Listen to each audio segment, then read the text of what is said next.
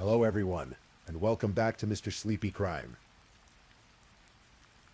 I know many of you enjoy listening to these stories as you fall asleep. So before you drift off, I'd love for you to leave a comment letting me know where in the world you're tuning in from. And if you're enjoying the story, don't forget to like and subscribe. It really helps the channel grow.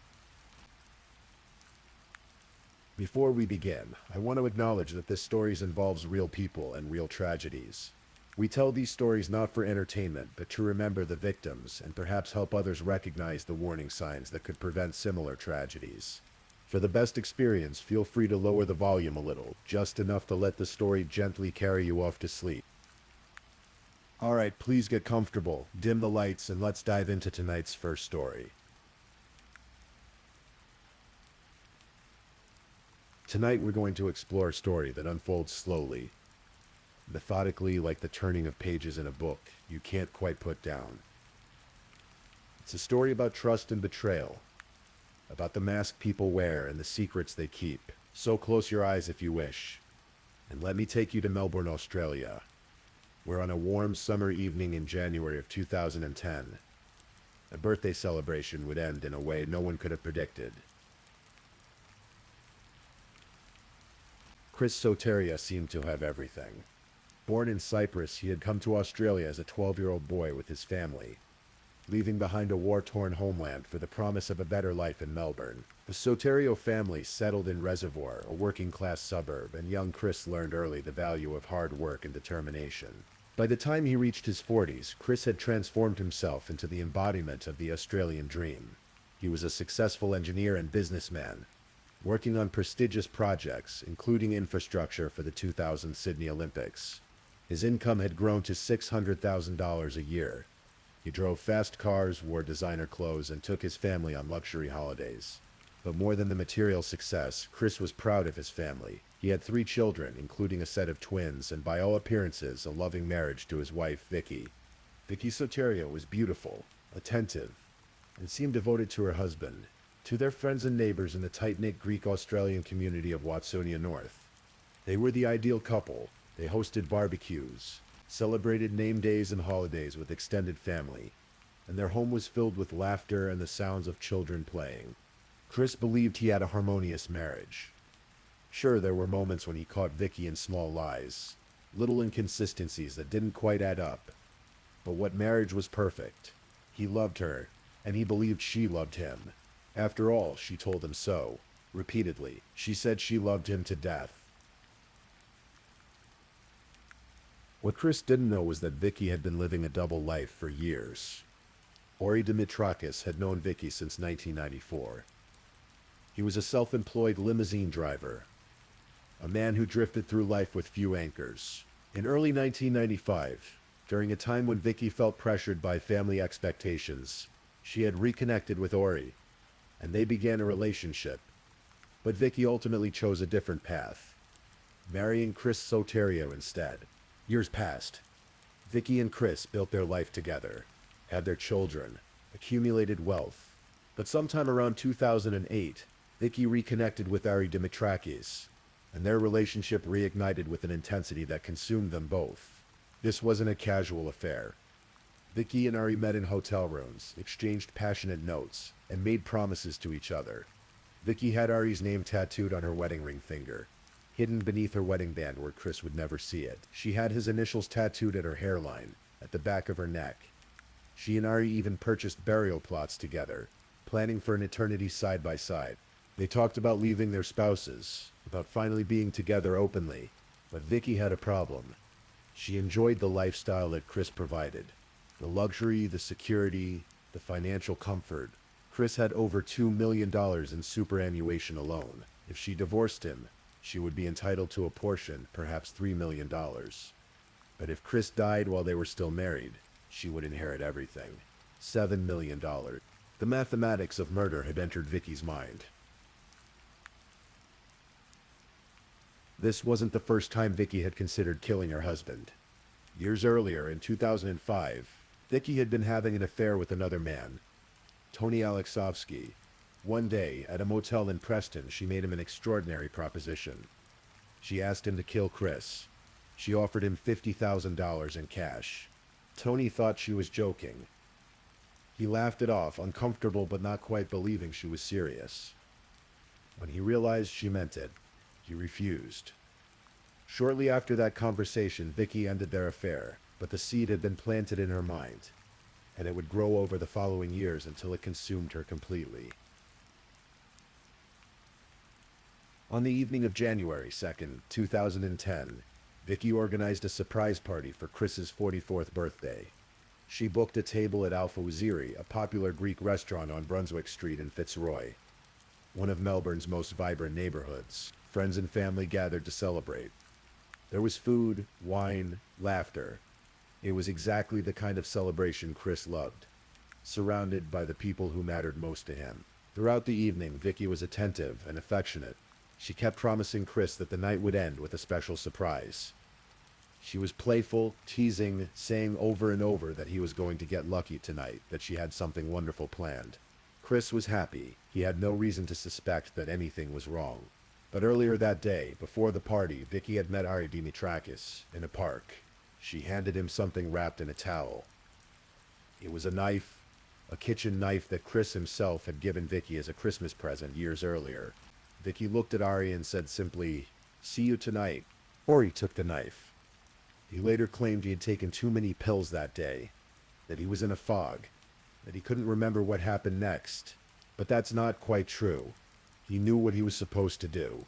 He knew where to wait. After the party ended, Chris and Vicky walked back toward their car. They were laughing, hugging, reminiscing about what a beautiful evening it had been.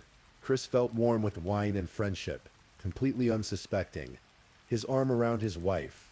They turned down a side street in Fitzroy. It was darker there, quieter. And then someone grabbed Chris from behind. He felt hands on his jacket collar, pulling him backward.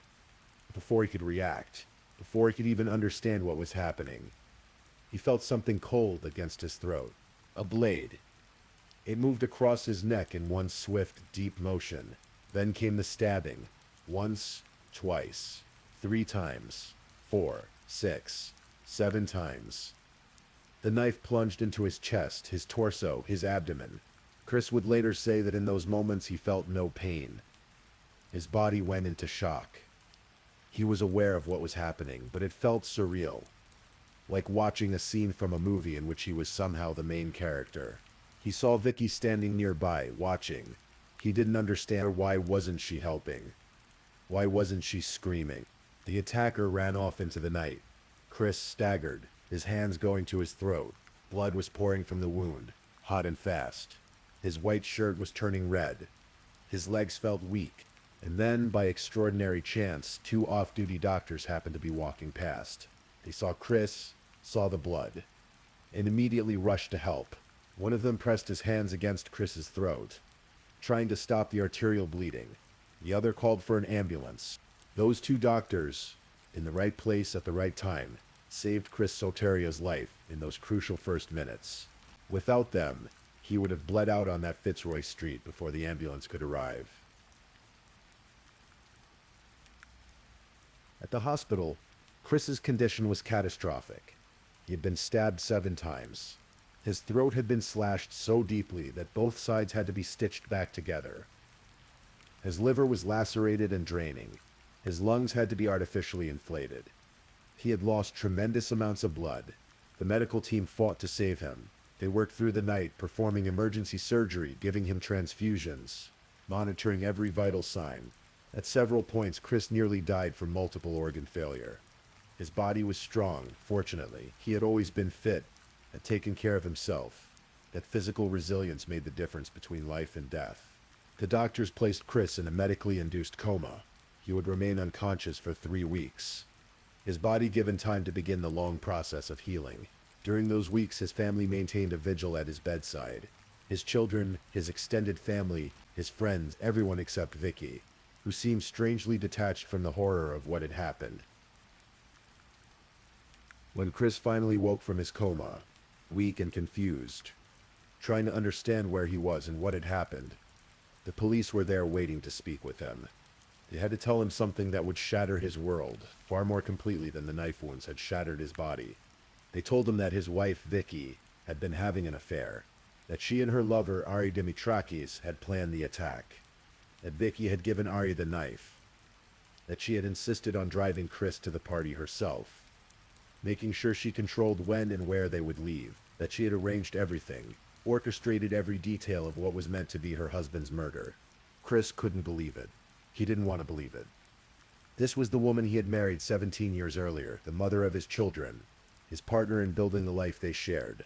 How could she want him dead? But the evidence was overwhelming.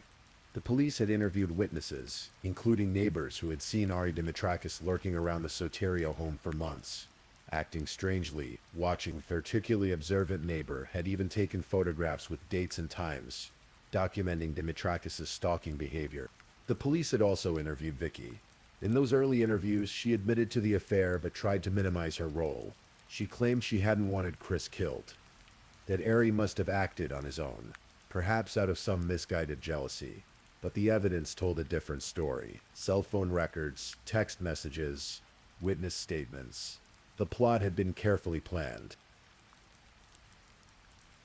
Ari Dimitrakis was arrested first. He eventually agreed to plead guilty to a lesser charge of intentionally causing serious injury, rather than attempted murder. In exchange, he agreed to testify against Vicky. The court heard how Vicky had given him the knife, how she had planned the timing, how she had promised they could finally be together once Chris was gone. At his sentencing, Justice Paul Coughlin described the plot as callous, cold-blooded, and well-planned. Dimitrakis was sentenced to 7 years in prison, with a minimum of 5 years to serve. Chris's brother John, sitting in the courtroom, called Dimitrakis a coward and stormed out, outraged at what he felt was too lenient a sentence. But the main trial was yet to come. Vicky Soterio pleaded not guilty. She maintained her innocence throughout the trial, even as evidence mounted against her. The jury heard testimony about the affair, about the tattoos, about the burial plots purchased together. They heard about the 2005 conversation where Vicky had tried to hire another lover to kill Chris. They heard about the knife given to Ari hours before the attack. They heard about Vicky's strange behavior at the hospital, her lack of emotion, her seeming detachment. The trial captured national attention in Australia. It had all the elements of a Greek tragedy, as some observers noted. Passion, betrayal, violence, family loyalty tested to its breaking point. Through it all, Chris attended the proceedings, still recovering from his injuries, still trying to understand how the woman he loved could have orchestrated his murder. On October 7th, 2011, the jury returned its verdict. Guilty. Vicky Soterio was found guilty of conspiracy to commit murder. The courtroom erupted in emotion. Chris's family embraced, tears streaming down their faces. Vicky showed little reaction, sitting quietly with her parents beside her. At her sentencing, Justice Elizabeth Curtin spoke directly to Vicky. She told her that while she hadn't wielded the knife herself, she had intended Chris's death just as surely as if she had. She spoke about the profound sense of betrayal Chris must feel, knowing that his wife had tried to have him killed on his 44th birthday. Of all days, she noted that Vicky had shown highly manipulative conduct, and that if the plan had succeeded, 3 children would have been left without a father. Vicky Soterio was sentenced to 12 years in prison, with a minimum of 9 years before she would be eligible for parole. Outside the courthouse, Chris told reporters he was relieved the trial was over, so he could begin to move on. But he also said he still couldn't make sense of the whole tragic event. How could someone he loved, someone he trusted completely, want him dead? While Chris was recovering in the hospital during those early days, Vicky's family had gone to the Soterio home. They removed items worth approximately $100,000. Vicky herself withdrew $200,000 from their bank accounts. When Chris discovered these actions, it added insult to his injuries, both literal and figurative. Chris later sued Vicky for civil damages, seeking compensation for the psychological trauma, the medical costs, and the loss of his ability to work. He testified that the psychological shock was so severe that he could no longer maintain his previous level of professional engagement. The court eventually awarded him $2.4 million in civil damages, but collecting that money proved almost impossible. While Vicky was in prison, her family helped her transfer property assets into their names, attempting to shield the money from Chris's claim. He was forced to take legal action against Vicky's parents and her sister, seeking the money he was owed. The financial and legal battles would continue for years, adding layers of stress to an already devastating situation. Perhaps the most heartbreaking consequence of the crime was its impact on Chris's relationship with his eldest daughter. Before Vicky was convicted, she and her family convinced the girl that Chris had actually orchestrated the attack himself as a way to frame Vicky. They told her that her father was the villain, not her mother. Even after Vicky's conviction, even after all the evidence had been presented in court, Chris's daughter continued to believe that her mother was innocent and her father was to blame. She refused to speak to Chris. The relationship was severed, and Chris could do nothing but hope that someday, somehow, she would see the truth. In an interview years later, Chris spoke about this estrangement with visible emotion. He said he hoped his daughter was okay, that his door would always be open to her, and that he wanted her to know his version of events was the truth. But he couldn't force her to listen. He couldn't force her to forgive him for something he hadn't done. Despite everything, Chris Soterio worked to rebuild his life. He focused on his younger children, especially his twins, walking them to and from school every day. He found love again with a new partner, someone he described as a strong, spiritual, balanced person, a beautiful soul. He also channeled his experience into helping other crime victims navigate the legal system. He established the Powerhouse Retreat, a facility designed to support victims and their families during lengthy court proceedings, providing them with accommodation and guidance through one of the most difficult periods of their lives. Chris told interviewers that he wanted to make sure other people didn't go through what he had gone through with the legal system after such an ordeal. His own experience had taught him how vulnerable and lost victims can feel when thrust into the criminal justice process. He wanted to create something that would make that journey a little less lonely for others. In interviews, Chris spoke about the importance of forgiveness, not for Vicky's sake, but for his own peace of mind. He said, "You never forget what happened, but you have to forgive and move on. Life is a journey with its ups and downs." He had sunk to the lowest level, but had risen again, and life was now beautiful. New partner, new lifestyle, new purpose.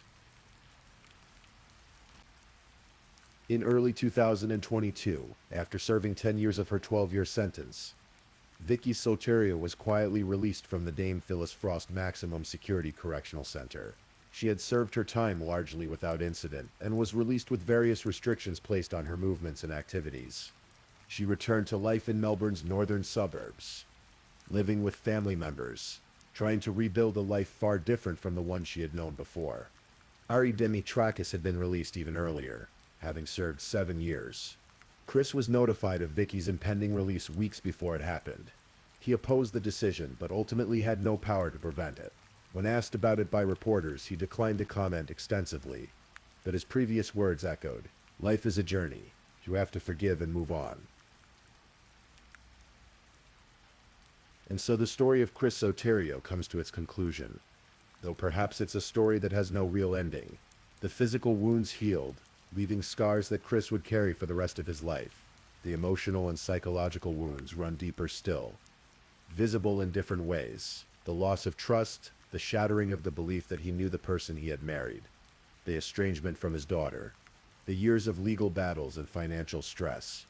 But there's also resilience in this story.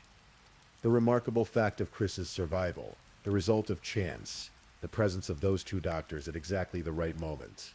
The strength he found to rebuild his life, to love again, to help others, the determination to be present for his children, to find meaning in the aftermath of trauma. What makes someone capable of planning the murder of their spouse? What combination of greed, obsession, and moral detachment allows a person to hand a knife to their lover and say, "See you tonight," knowing that by night's end, the father of their children might be dead? These are questions that haunted Chris, and they're questions without satisfying answers. Vicky never fully explained her actions beyond saying they were stupid and silly, words that seemed grotesquely inadequate for the magnitude of what she planned and nearly succeeded in carrying out.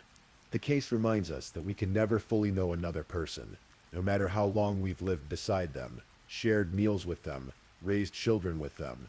People carry secrets, sometimes dark and terrible ones. They construct facades that can last years, even decades, and sometimes those facades slip and the person underneath is unrecognizable. And so we leave Chris Soteria in Melbourne living his rebuilt life, carrying his scars both visible and invisible, walking his children to school, loving his new partner, helping other crime victims find their way through the darkness he once walked through himself. His story is one of survival against extraordinary odds, of the random chance that placed two doctors on a Fitzroy Street at exactly the moment they were needed, of the strength required to wake from a coma and learn that your entire life was built on a foundation of lies, of the courage needed to face your attacker and your betrayer in a courtroom and then somehow move forward into an uncertain future. It's late now. The story is told. Let yourself rest. Let your breathing slow and deepen. Whatever darkness exists in the world, whatever capacity for betrayal and violence humans carry within them, there's also resilience, kindness, the presence of those two doctors who didn't turn away, the friend who takes photographs that become evidence, the justice system that, however imperfectly, seeks to assign responsibility and consequence. If this is your first time listening to one of our true crime stories, welcome to Mr. Sleepy Crime, where we explore these cases in a calm and respectful way. I also want to take a moment to appreciate my amazing subscribers who've been rocking with me. Thank you so much for your continued support. If you're still awake and listening, don't forget to drop a comment. Let me know where you're tuning in from and the current time in your corner of the world. Or just say something to let me know you're still here. And if you haven't already, be sure to like this video and subscribe so you don't miss our next true crime stories for sleep. Now let's move on to our second story.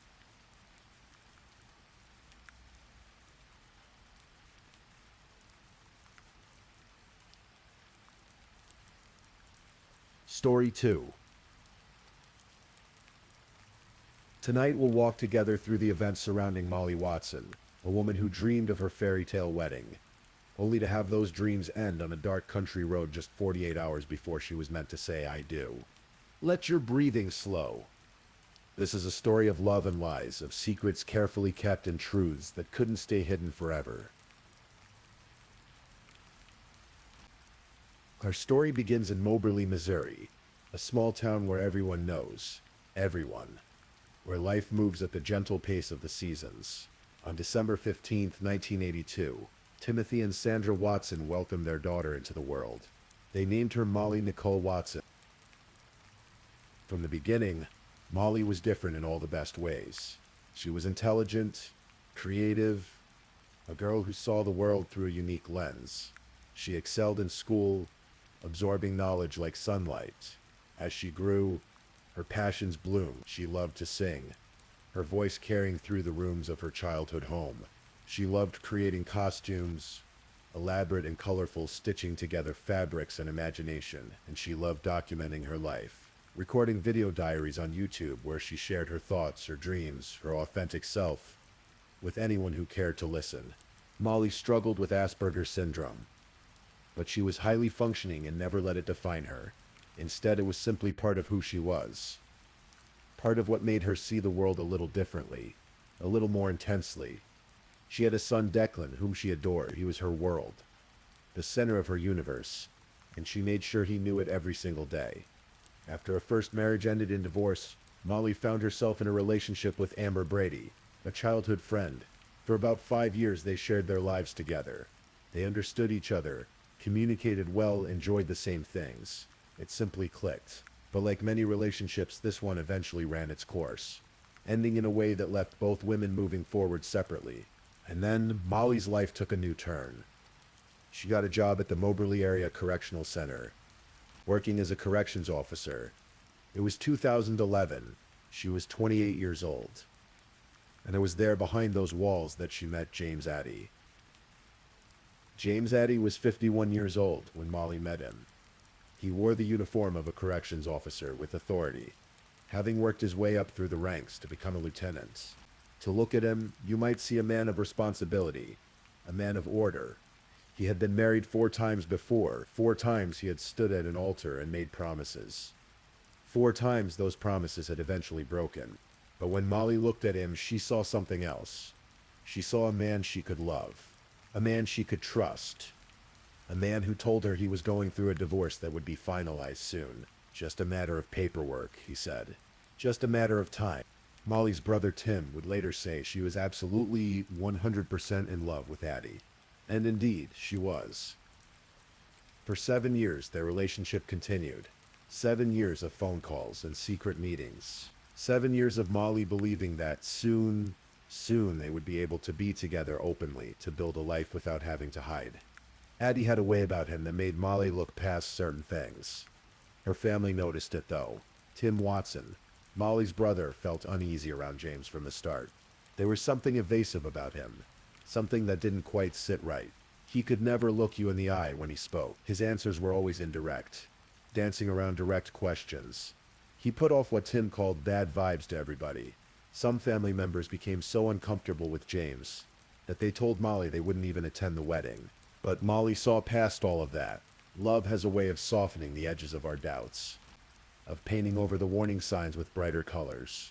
She believed in the future James promised her. What Molly didn't know, what she couldn't have known, was that James Addie was living two completely separate lives. Every night, he went home to a house in Santa Fe, Missouri. Not a large house, just a simple 3-bedroom home in the rural countryside. And in that house lived his wife, Melanie Addie, his wife of 23 years. His wife who had no idea that her husband was engaged to another woman. Melanie would later describe their marriage as normal. Sometimes good, sometimes challenging, but normal. James came home every night. He was there for dinner. He helped around the house. He absolutely hated people who had affairs, she said, so she never would have thought him capable of having one.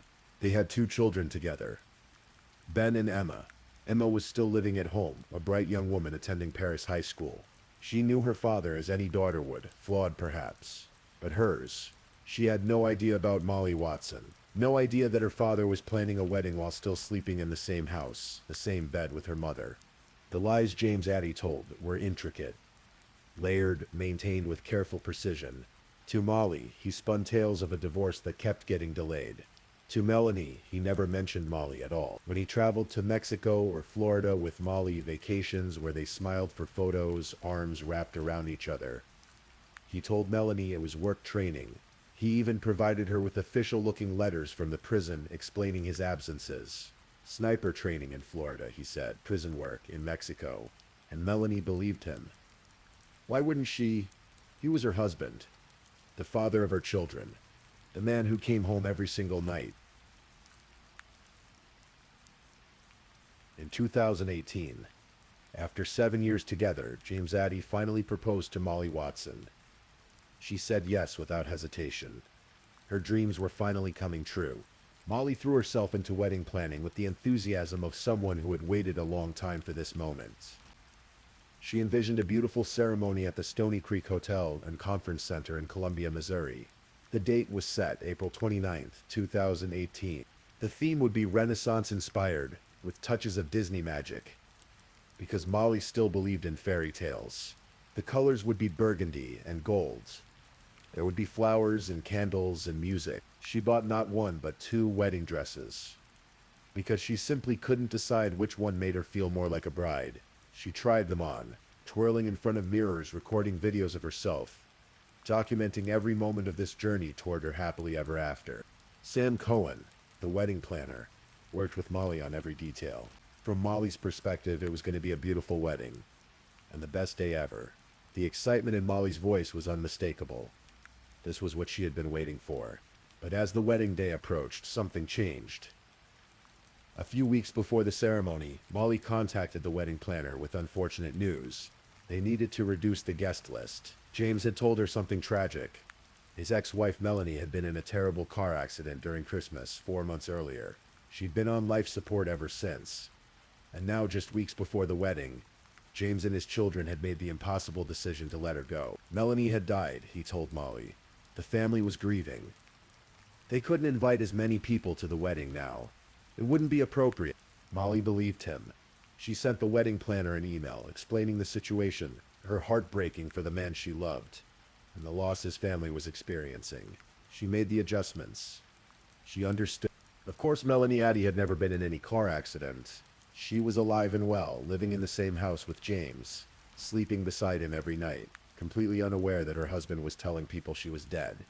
On April 25th, 2018, 48 hours before the wedding, James Addy and Molly Watson walked into the Randolph County Recorder of Deeds office to obtain their marriage license. Mark Price, the Recorder of Deeds, prepared their paperwork. He would later recall that Molly seemed pleasant, excited. James, on the other hand, seemed perturbed by some of the questions he was asked. There was an edge to him, a tension. The marriage license was issued. In 2 days, they would be husband and wife. Except James Addy was already a husband, already married. The marriage license in Molly's hand was meaningless. Illegal, actually. If they went through with the ceremony, it would be bigamy. But Molly didn't know that. Friday night, April 27th, 2018, just 1 day before the wedding. At the Addy home in Santa Fe, the evening began like any other. Melanie got off work, and she and James went out to dinner in Mexico, Missouri. They came home. It was an ordinary night. Around 7 o'clock in the evening, James left the house. He was wearing a black jacket, blue jeans, and boots. He told Melanie he was going to visit a friend. Emma, their daughter, was home that evening, working on an online class assignment. She was a junior at Paris High School, focused on her studies, unaware that her world was about to shatter. Meanwhile, in Huntsville, Missouri, Molly Watson was at home. Her phone rang. It was James. They talked as she got into her car. The phone records would later show that they stayed on the call as she drove. As she navigated the dark country roads leading out of town, they were still on the phone as she turned onto Route M, as she crossed Highway 151, as she drove toward a remote area near Middle Grove, a place where a creek crossed the road, where the trees grew thick and the darkness was absolute. This was their plan, it seemed, to meet here, in this isolated place. Perhaps James told her he wanted to see her before the wedding. Perhaps he said he had a gift for her, or that he needed to tell her something important. We don't know what words passed between them during that drive. We only know that Molly trusted him completely. She was driving to meet the man she would marry in just over 24 hours. The area where she stopped was desolate. A low-water creek crossing, the kind of place you'd only know about if you live locally. The kind of place where, if you wanted to be alone, you could be completely, utterly alone. Molly got out of her car. Her marriage license was on the passenger seat. And then in the darkness of that rural Missouri road, James Addy pulled out a gun, a .22 caliber weapon. He positioned himself behind Molly Watson, the woman who loved him, the woman who had bought 2 wedding dresses and planned a ceremony with burgundy and gold decorations, and who had waited 7 years for this moment. He pressed the gun against the back of her head. Then he fired. A single bullet entered Molly's skull at point-blank range, lodging deep in her brain. She had been shot in the back of the head, execution style. She collapsed immediately. The life that had been so full of singing and creating and dreaming ended in an instant on that dark road. James Addy then dragged her body, positioning it in the road in front of her car. In the process, her clothing was pulled, leaving her partially unclothed. He left her there in the dirt and in the darkness, and then he went home. Glenn McSparren was taking a shortcut that Friday night. He was driving home from his mother's house, navigating the rural roads he knew well. It was around 10 o'clock in the evening. As his headlights swept across the road ahead, he saw something unusual. A car pulled off to the side near the creek crossing. Then, as he got closer, his headlights illuminated something that made his heart stop. A body, a woman, lying in the road. When I saw her, I swear my heart stopped. I could tell she wasn't moving. McSparren would later recall. He immediately called 911. The operator instructed him to check for a pulse, but Glenn already knew. I looked in her eyes and I could tell that she was gone. But here's something crucial. About 30 minutes before Glenn McSparren discovered Molly's body, he had driven past this same spot, and he had seen someone, a man, standing by the road. The man seemed to be acting strangely, suspiciously. McSparren drove on, thinking little of it at the time. Only later would he realize what he had witnessed.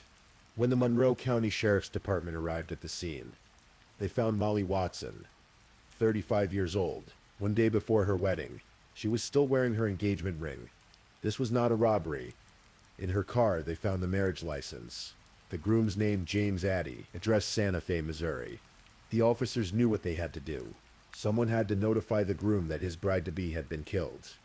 It was around 2:20 in the morning when Missouri Highway Patrol Master Sergeant Bradley Ream drove to the address listed on the marriage license. He knocked on the door of the Addy home. James Addy answered. Sergeant Ream began to explain about Molly Watson, about the tragedy that had occurred. And then, from a side room, a woman appeared. I asked who she was, and she said, I am his wife. And he said she was his wife. Ream later testified. The officer was stunned. The groom was already married, had been married for 23 years, to be exact. Melanie Addy stood there in her own home, learning for the first time that her husband had been in a 7-year relationship with another woman, that he had planned to marry this woman the next day, that this woman was now dead. The investigation began immediately. James Addy told investigators that on the evening of April 27th, he had gone to visit a friend, but the friend wasn't home, so he had driven around for a while before returning home. He said he got home around 8:30 in the evening, but Emma, his daughter, told a different story.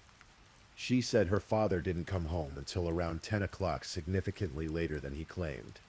She was in the bathroom brushing her teeth when he arrived. He came and stood in the doorway in his underwear, then walked out to the dining room to get food from the microwave. He looked antsy, she said. She noticed he was doing laundry, and there was a strong smell of bleach. After James was taken to the police station for questioning, Melanie began searching their home. She needed to understand what had happened, what her husband had been hiding. In the garage, she found nothing. But when she climbed up to the attic, she discovered boxes. Molly's boxes. Boxes that Molly had been slowly moving into what she thought would become her marital home. Inside were photo albums. Page after page of pictures. James and Molly in Mexico, smiling in the sun. James and Molly in Florida, arms around each other. 7 years of photographs documenting a relationship that Melanie never knew existed. 7 years of vacations she thought her husband had taken for work. The investigators worked quickly, methodically. They collected evidence from the crime scene. They found tire impressions in the dirt near where Molly's body lay. When they examined James Addy's vehicle, the tires matched, not conclusively. The expert would later testify he couldn't be 100% certain, but they were consistent. They found a t-shirt in a field near the crime scene. It was covered in blood. Molly's blood. The shirt was unusual, distinctive.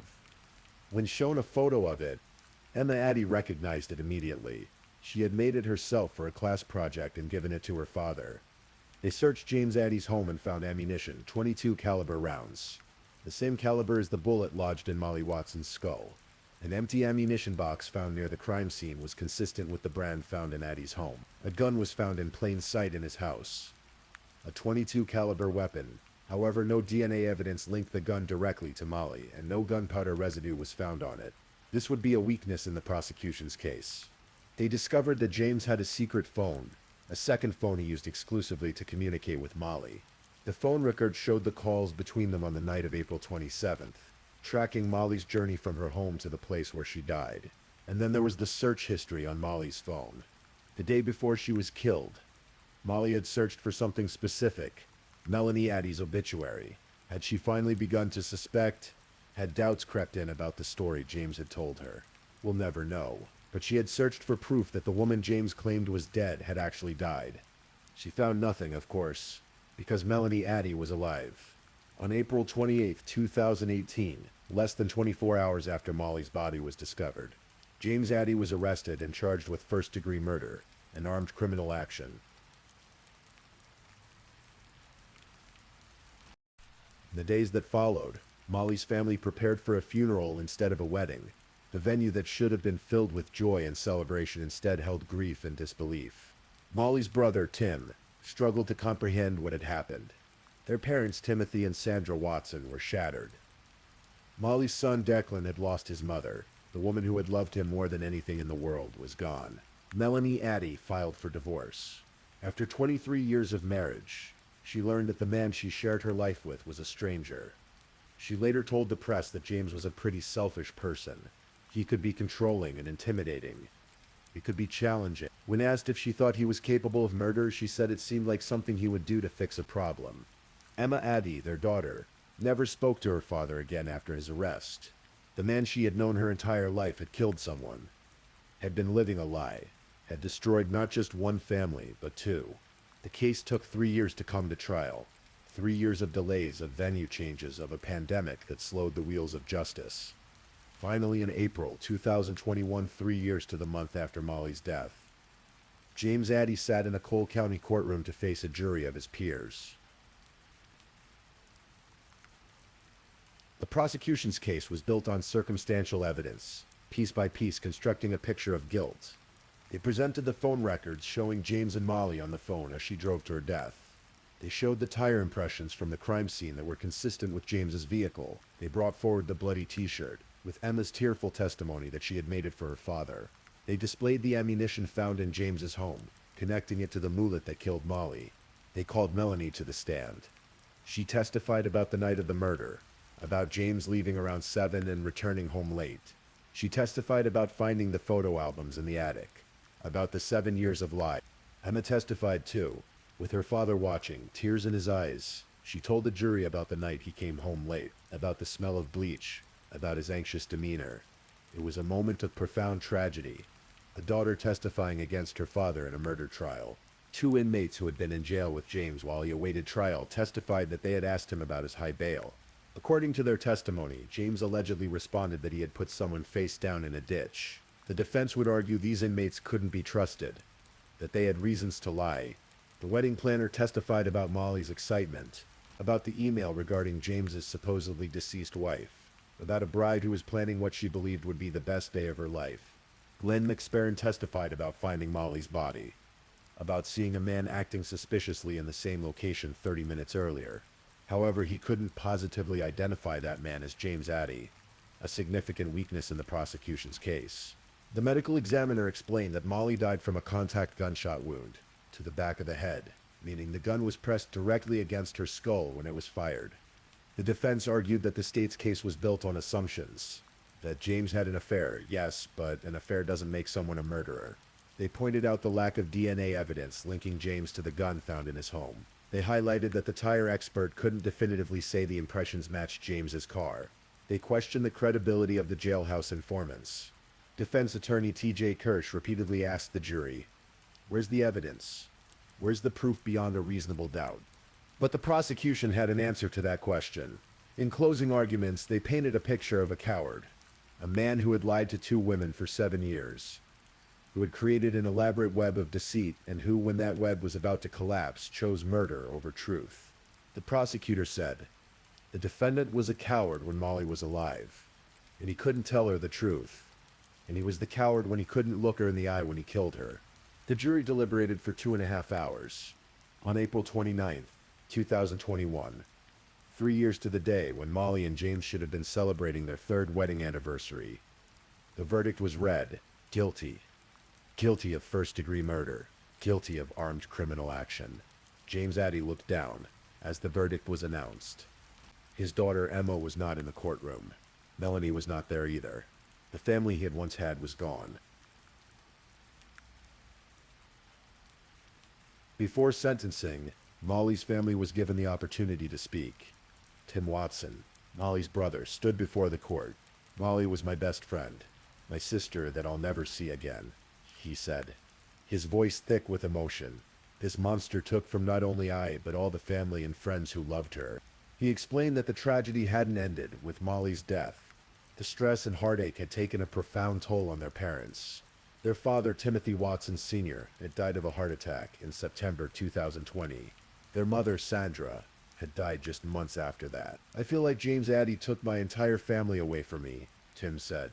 And someone read a statement from Molly's son, Declan. In it, he described his mother as the most important person in his life. "Amazing, smart, beautiful, though not perfect. No one is perfect," he wrote, "but she made one wrong decision, believing in and trusting you." The statement continued, "She was more important to me than you can ever imagine, and I was more important to her than you ever were. So in a way, you took something from both of us. You took away my mom from me, and you took away her son from her." The jury recommended 20 years for the armed criminal action charge. For the first-degree murder conviction, the judge would decide the sentence. On July 12, 2021, James Addy was sentenced to life in prison without the possibility of parole, plus 10 additional years. Before being led away, James Addy asked to make a statement. He stood and read aloud a love letter he had written to Molly. He professed his love for her, said how much he missed her, how he wished things had been different. He maintained his innocence, insisted he hadn't killed her, and asked for a new trial, claiming his defense attorney had been ineffective. The judge denied the request.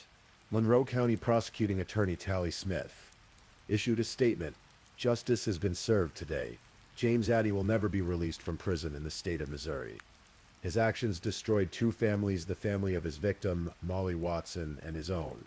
James Addy currently sits in a Missouri prison, serving his life sentence.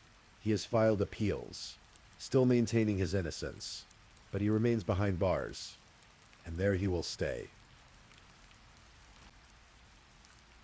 Molly Nicole Watson was 35 years old when she died. She left behind a son who loved her, a brother who considered her his best friend, parents who cherished her, and friends who knew her as someone creative, unique and full of life.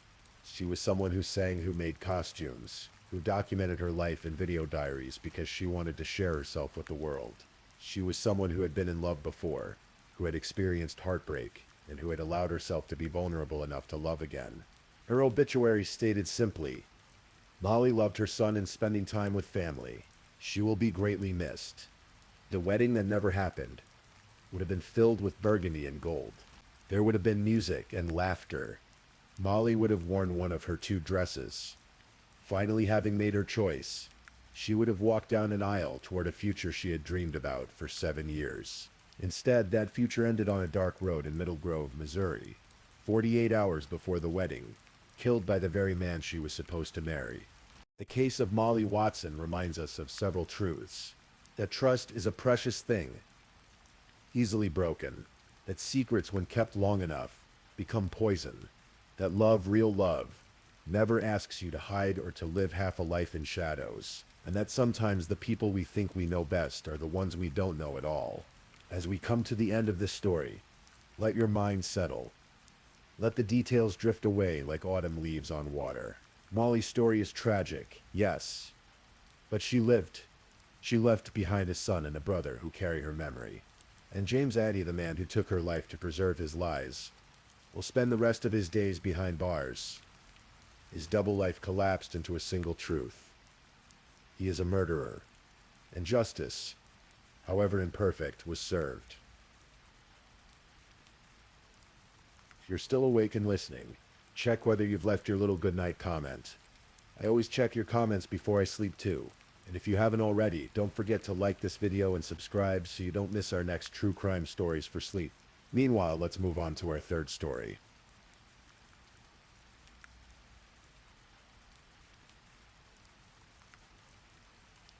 Story 3. Tonight we journey into a story that unfolds slowly, like autumn leaves drifting to the ground. A story of ordinary lives in a small Illinois town, where beneath the surface of normalcy something dark was taking shape. Let the words wash over you as we explore the tragic case of Norman McCaster. It was late October in 2012. The air in central Illinois carried that crisp bite of approaching winter. Deer season had arrived and hunters were taking to the woods around Springfield, making their way through forests painted in browns and golds. On the 29th day of October, one such hunter was making his way home after a day in the field. He drove along the rural roads near Mechanicsburg, a quiet community where everyone knew their neighbors. As he passed by a creek, something caught his eye near the water's edge. At first glance, it looked like a deer carcass, perhaps left behind by another hunter. But something about it didn't sit right with him. The shape seemed wrong somehow. Still, he continued driving home, trying to shake the uneasy feeling. That night, lying in bed, the image kept returning to his mind. By morning, he couldn't ignore his instinct any longer. He called the authorities. When Sangamon County Sheriff's deputies arrived at the creek, they found something that would haunt them for years to come. What the hunter had seen was not a deer. It was human remains. But these were not ordinary remains. The body had been dismembered with surgical precision. The head was gone, the hands were missing, the feet had been removed. All that remained was a torso, abandoned in the quiet woods like discarded refuse. Chief Deputy Joe Roche arrived at the scene. In his more than 20 years in law enforcement, he had seen many things, but this was different. The brutality of it, the calculated nature of the dismemberment, spoke of something deeply disturbing. "We do not see this type of crime in Sangamon County," he would later say. The immediate assumption was that this had to be gang-related, drug-related, the work of organized criminals from outside their peaceful community. The coroner began the difficult work of trying to identify the victim, without a head, without hands, without any identifying features. It seemed like an impossible task. Someone had gone to great lengths to make sure this person could never be identified, but they had made one crucial mistake. Near the body, about 30 feet away, investigators found 2 receipts. They were from Walmart. The items purchased included a reciprocating saw, cleaning supplies, and plastic sheeting. The receipts were dated the same day the body was believed to have been dumped. It was a small clue, but it was something, a thread they could pull. While investigators worked to trace those receipts, let me tell you about a young woman named Juatasha Denton.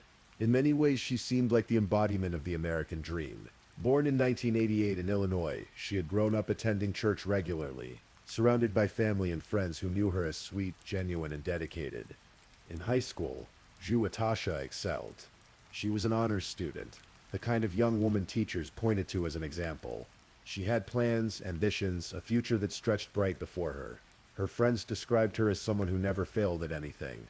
Failure simply wasn't in her vocabulary. At school, she met a boy named Norman Raymel McCaster. Norman was born on June 18th, 1990, and those who knew him described him as a wonderful young man with a kind heart. He and Jutasha were high school sweethearts, the kind of couple that made people smile. Young love blooming in the halls of an Illinois high school. Norman joined the Army National Guard, serving his community and country with pride. His father, Marcel, was incredibly close to him. They had the kind of relationship where they spoke nearly every day, where Norman would never make a decision without talking it through with his dad first. Juatasha and Norman's relationship grew serious. They decided to get married, standing before their families and promising to love each other through whatever came. Juatasha was 22 years old. Norman was also 22. They moved to Springfield together, starting their new life as husband and wife. Juatasha enrolled at the University of Illinois Springfield, continuing her education while Norman served in the National Guard. To their neighbors, to their community, they seemed like any other young couple navigating the early years of marriage. They attended church. They went about their daily routines. Nothing seemed amiss, but beneath this surface of normalcy, something was shifting. Back at the crime scene, investigators were making progress. The Walmart receipts they'd found were traced to a credit card. When they ran the name on that card, they found themselves staring at something unexpected. The card belonged to Juatasha Denton McCaster, a college student, a church-going young woman with no criminal history, someone who had recently moved to the area with her husband. It seemed impossible that someone like her could be connected to such a brutal crime. Investigators decided to look deeper. They discovered that Juatasha's husband, Norman McCaster, had recently missed a mandatory National Guard drill. For someone as dedicated as Norman, someone who took his service seriously, this was highly unusual. They tried to contact him, but there was no response. Detectives decided to pay Juatasha a visit. When they knocked on her door, she greeted them with a smile. She invited us into her house, was very genuine. Sweet, asking us if we wanted something to drink. Sergeant Vest would later recall. They sat on her couch, and she seemed completely at ease. When they asked about Norman, Juatasha explained that he had left. She told them that their marriage had been struggling because of Norman's drug addiction. She said he had gone off with some people from St. Louis, drug users who had come to take him away. She didn't know what kind of car they drove. When asked what Norman had taken with him, she said simply, just the clothes on his back. She hadn't reported him missing. She hadn't called his family. She hadn't seemed worried at all. The detectives left her house, but something felt wrong. They decided to speak with Norman's father, Marcel.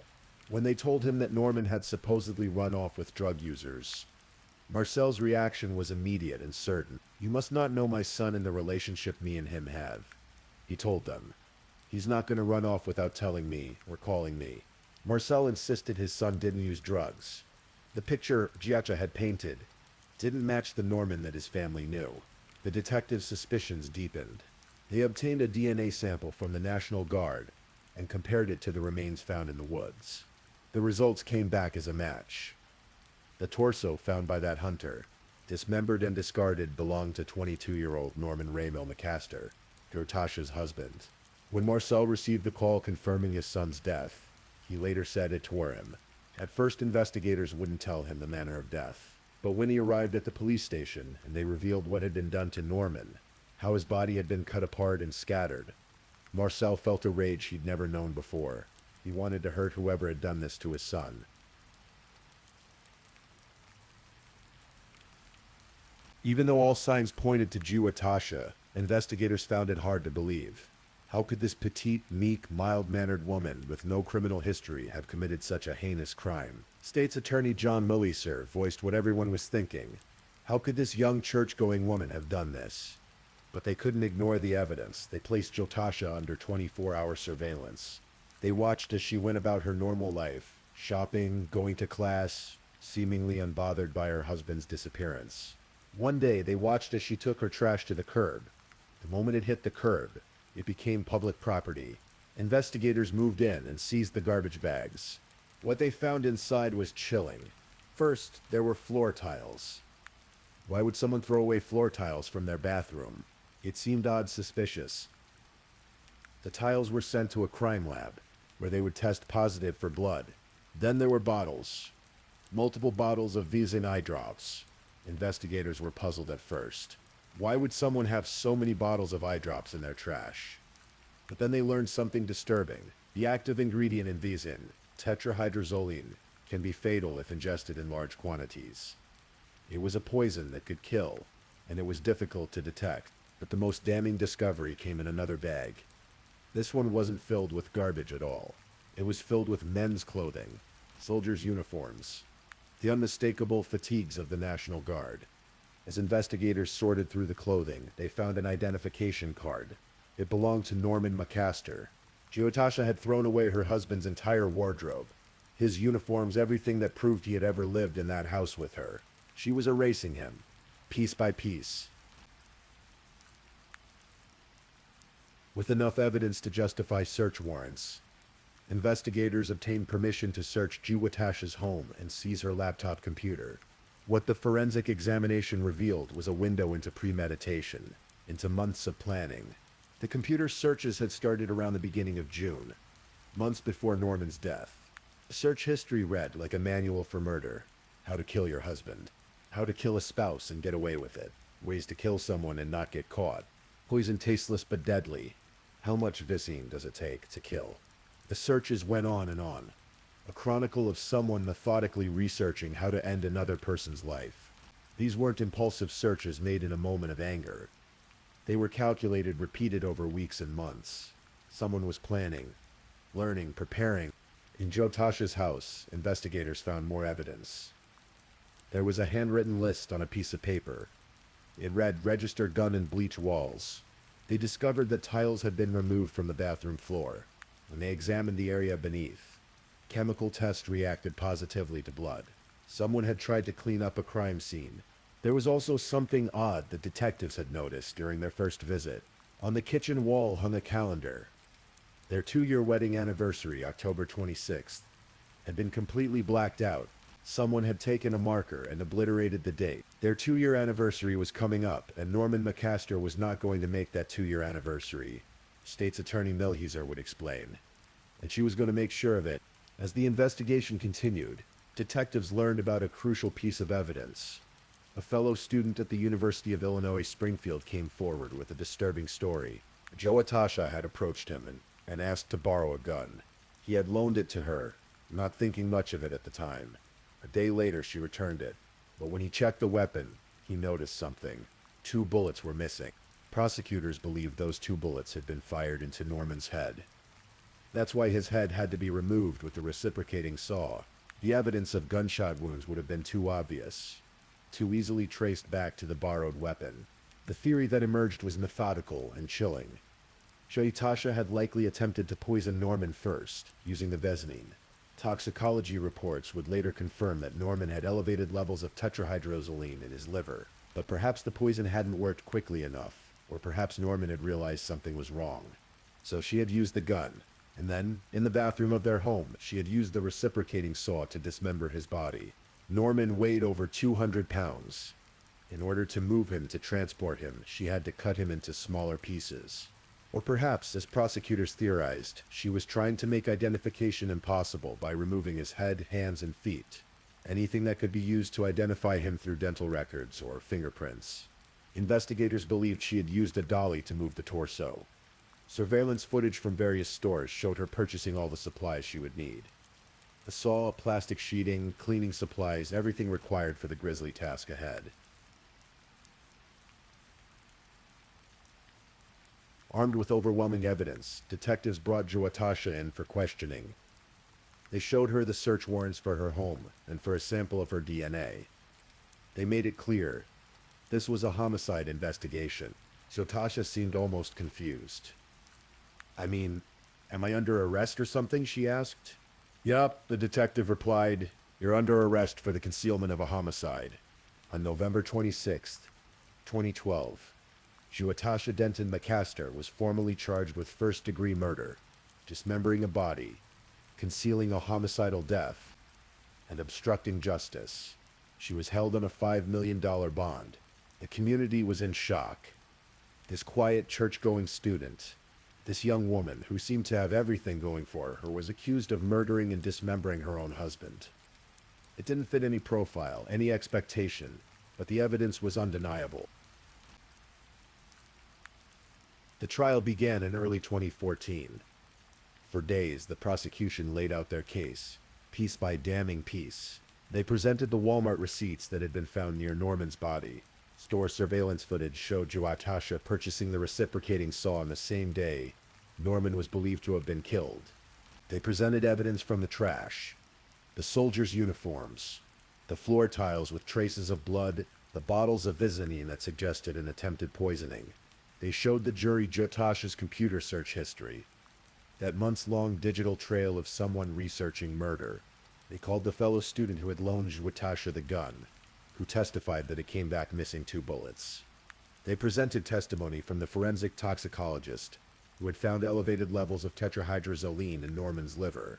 Dr. Scott Denton, the pathologist who had performed the autopsy, testified that he couldn't determine the exact cause of death because he only had the torso to examine. Without the head, without being able to see if there were gunshot wounds or trauma to the skull, the precise moment of Norman's death remained uncertain, but the evidence of foul play was overwhelming. Throughout the trial, Joitasha maintained her innocence. She tried to use her faith, her church involvement, her clean record as a defense. But as many observers noted, going to church doesn't automatically make someone a good person. Actions speak louder than appearances. The defense argued that the evidence was circumstantial, that the blood tests weren't definitive, that there were other possible explanations, but the mountain of evidence was too high to climb. After more than 7 hours of deliberation, the jury returned their verdict on April 1st, 2014. Guilty. Guilty on all counts. First-degree murder, dismemberment of a human body, concealment of a homicidal death, obstruction of justice. On June 25, 2014, Joitasha Denton McCaster stood before Judge Peter Kavanaugh for sentencing. The judge noted something significant. Even after being convicted, she had not shown remorse or accepted responsibility for what she had done. The judge sentenced her to 78 years in prison. 55 years for first-degree murder, 20 years for dismemberment, 3 years for concealment of a homicidal death. The sentences would run consecutively, meaning she would have to serve them one after another. State's Attorney John Milheiser addressed the court. This was a planned execution of her husband. She planned it for months and months. She was convicted and sentenced. It was just a brutal crime. Norman's family was in the courtroom. His mother, Frederica Moresby, spoke about finally having closure, though the pain would never truly leave. I'm happy, she said through tears. It just hurts. Marcel Norman's father struggled to articulate the depth of his loss. He revealed that he mourned his son in private, not wanting to burden the rest of the family with his grief. "Every morning I go out to the car," he said. "I'll sit there and I'll cry because that's how much I miss him. He meant a lot to me." Giatasha appealed her sentence, arguing that 78 years was excessive, given her lack of prior criminal history.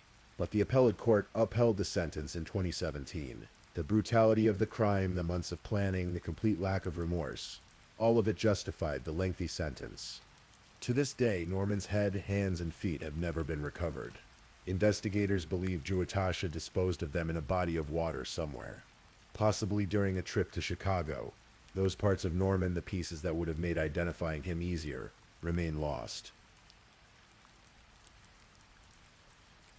As you drift towards sleep, perhaps you wonder, as many have wondered, what drives someone to such an act? What makes a person who once promised to love and cherish someone, then plan their methodical destruction? Investigators believe that Giatasha had grown discontent with her marriage. Perhaps it wasn't living up to the perfect image she had in her mind. Remember, she was someone for whom failure was not an option. Someone who always succeeded at everything she tried. When her marriage began to crumble, when that perfect life she had envisioned started to crack, something in her snapped. Instead of pursuing a divorce, instead of seeking counseling or simply walking away, she made a different choice. She chose to eliminate the problem entirely. For months she researched and planned. She gathered supplies. She borrowed a gun. She made her preparations with the cold precision of someone approaching a task to be completed. Some have theorized that there were issues of control, of a perfectionist unable to accept that something in her life wasn't going according to plan. Others have suggested that perhaps there were financial considerations or secrets that haven't come to light. The truth, known fully only to Giatasha herself, remains locked behind prison walls. Norman's family remembers him not as a victim, not as a crime statistic, but as the loving son, the dedicated soldier, the young man with his whole life ahead of him. They remember his smile, his dedication to his family, the way he would never make a decision without calling his father first. They remember the Norman who existed before October 26, 2012, before his 2-year anniversary that he would never reach. As of today, Giatasha Denton McCaster remains incarcerated at Logan Correctional Center in Illinois. She will be in her 90s before she becomes eligible for release. There are no public records of her participating in rehabilitation programs or showing any remorse for her actions. The case sent shockwaves through the community of Springfield and Mechanicsburg.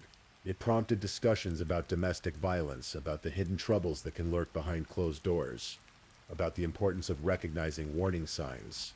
It reminded investigators that evil doesn't always look like what we expect it to look like. Sometimes it wears the face of a college student, a churchgoer, someone with no criminal history and every advantage in life. The hunter who found Norman's remains that October day went back to his life. But the image of what he saw by that creek surely haunts him still. The detectives who worked the case, who sifted through trash and pieced together the puzzle, carry with them the memory of one of the most brutal crimes their county had ever seen. And Marcel Banks sits in his car some mornings and cries for his son, for all the conversations they'll never have, for all the moments that were stolen when someone decided that Norman McCaster's life was expendable. Let this story settle over you like a heavy blanket. Let it remind you that behind every headline, every crime statistic, there are real people whose lives were forever changed. Norman was real. His dreams were real. His love for his family was real.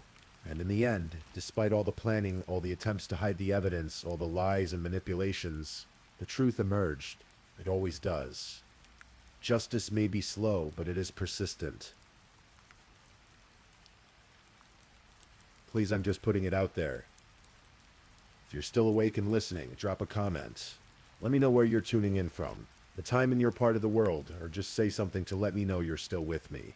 And of course, if you haven't already, like this video and subscribe so you don't miss the next true crime story for sleep. Now, let's move on to our fourth story.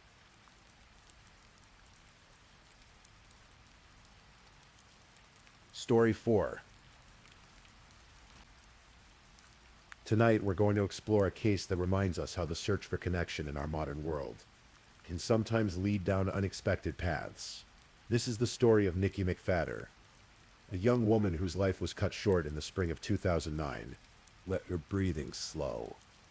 This story unfolds at a gentle pace. We'll move through the details of what happened on those fateful days in May. Charlotte, North Carolina, in the late 2000s was a city of constant motion. At Charlotte Douglas International Airport, thousands of travelers passed through the terminals each day, their journeys facilitated by the airline employees working behind the ticket counters. Among these workers was Nikki McFadder. She was 30 years old in 2009, a woman who had always known what she wanted from life and how to pursue it. Those who knew her described her as goal-oriented, someone who moved through the world with purpose and determination. Nikki's journey had begun in September of 1978. After graduating from high school, she made a choice that would shape her early adult years. She joined the United States Navy, following a path of service that took her away from civilian life and into the structured world of military duty. It was a significant commitment, one that spoke to her character and her willingness to challenge herself. When her time in the Navy came to an end, Nikki returned to civilian life with that same sense of direction. She found work with U.S. Airways as a ticketing agent at Charlotte Douglas International Airport. It was steady work, professional work, the kind of position where she could interact with people from all walks of life as they passed through the airport on their way to destinations unknown. But Nikki wasn't all business.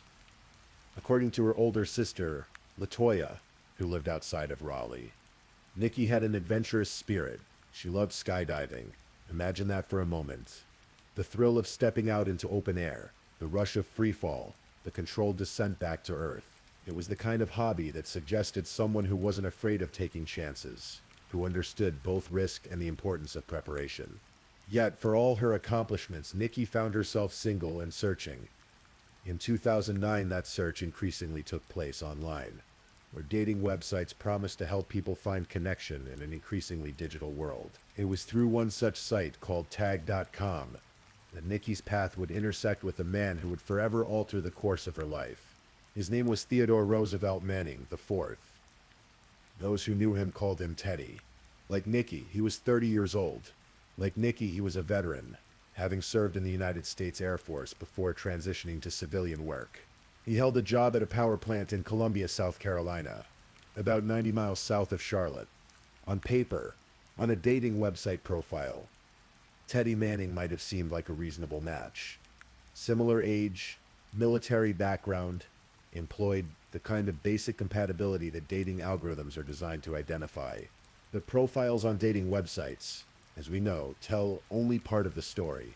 They show us what someone wants us to see, the curated version of themselves they present to the world.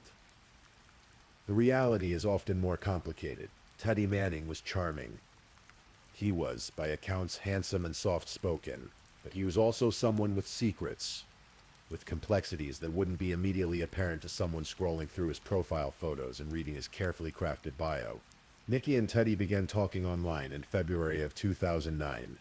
Eventually, their communication moved from the digital realm to the physical world.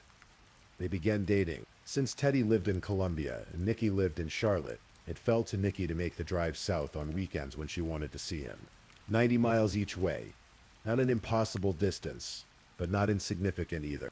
For about 3 months, this pattern continued. Nikki would make the drive to Columbia. They would spend time together. She would return to Charlotte to her job, her friends, her life. But as the weeks passed, Nikki began to notice things that troubled her.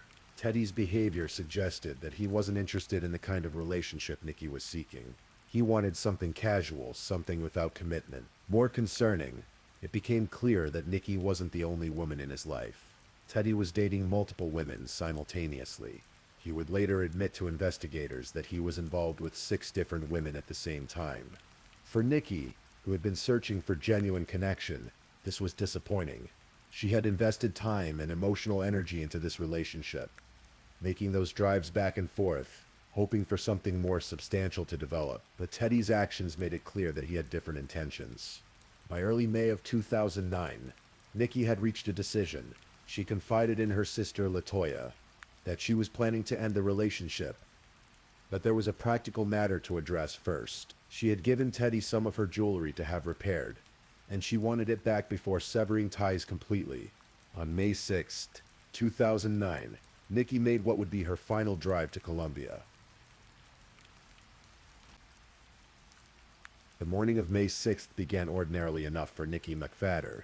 She got into her black 2003 Honda Accord, the one with the North Carolina license plate that read Fadder, a personalized touch that made her car distinctive and easy to identify.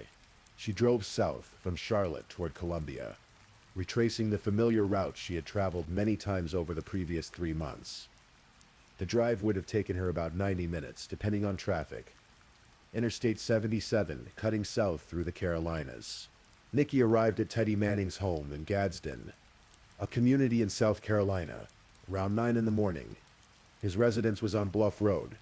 According to what Teddy would later tell investigators, Nikki's purpose in coming was to have a conversation about their relationship. What exactly was said between them in those morning hours?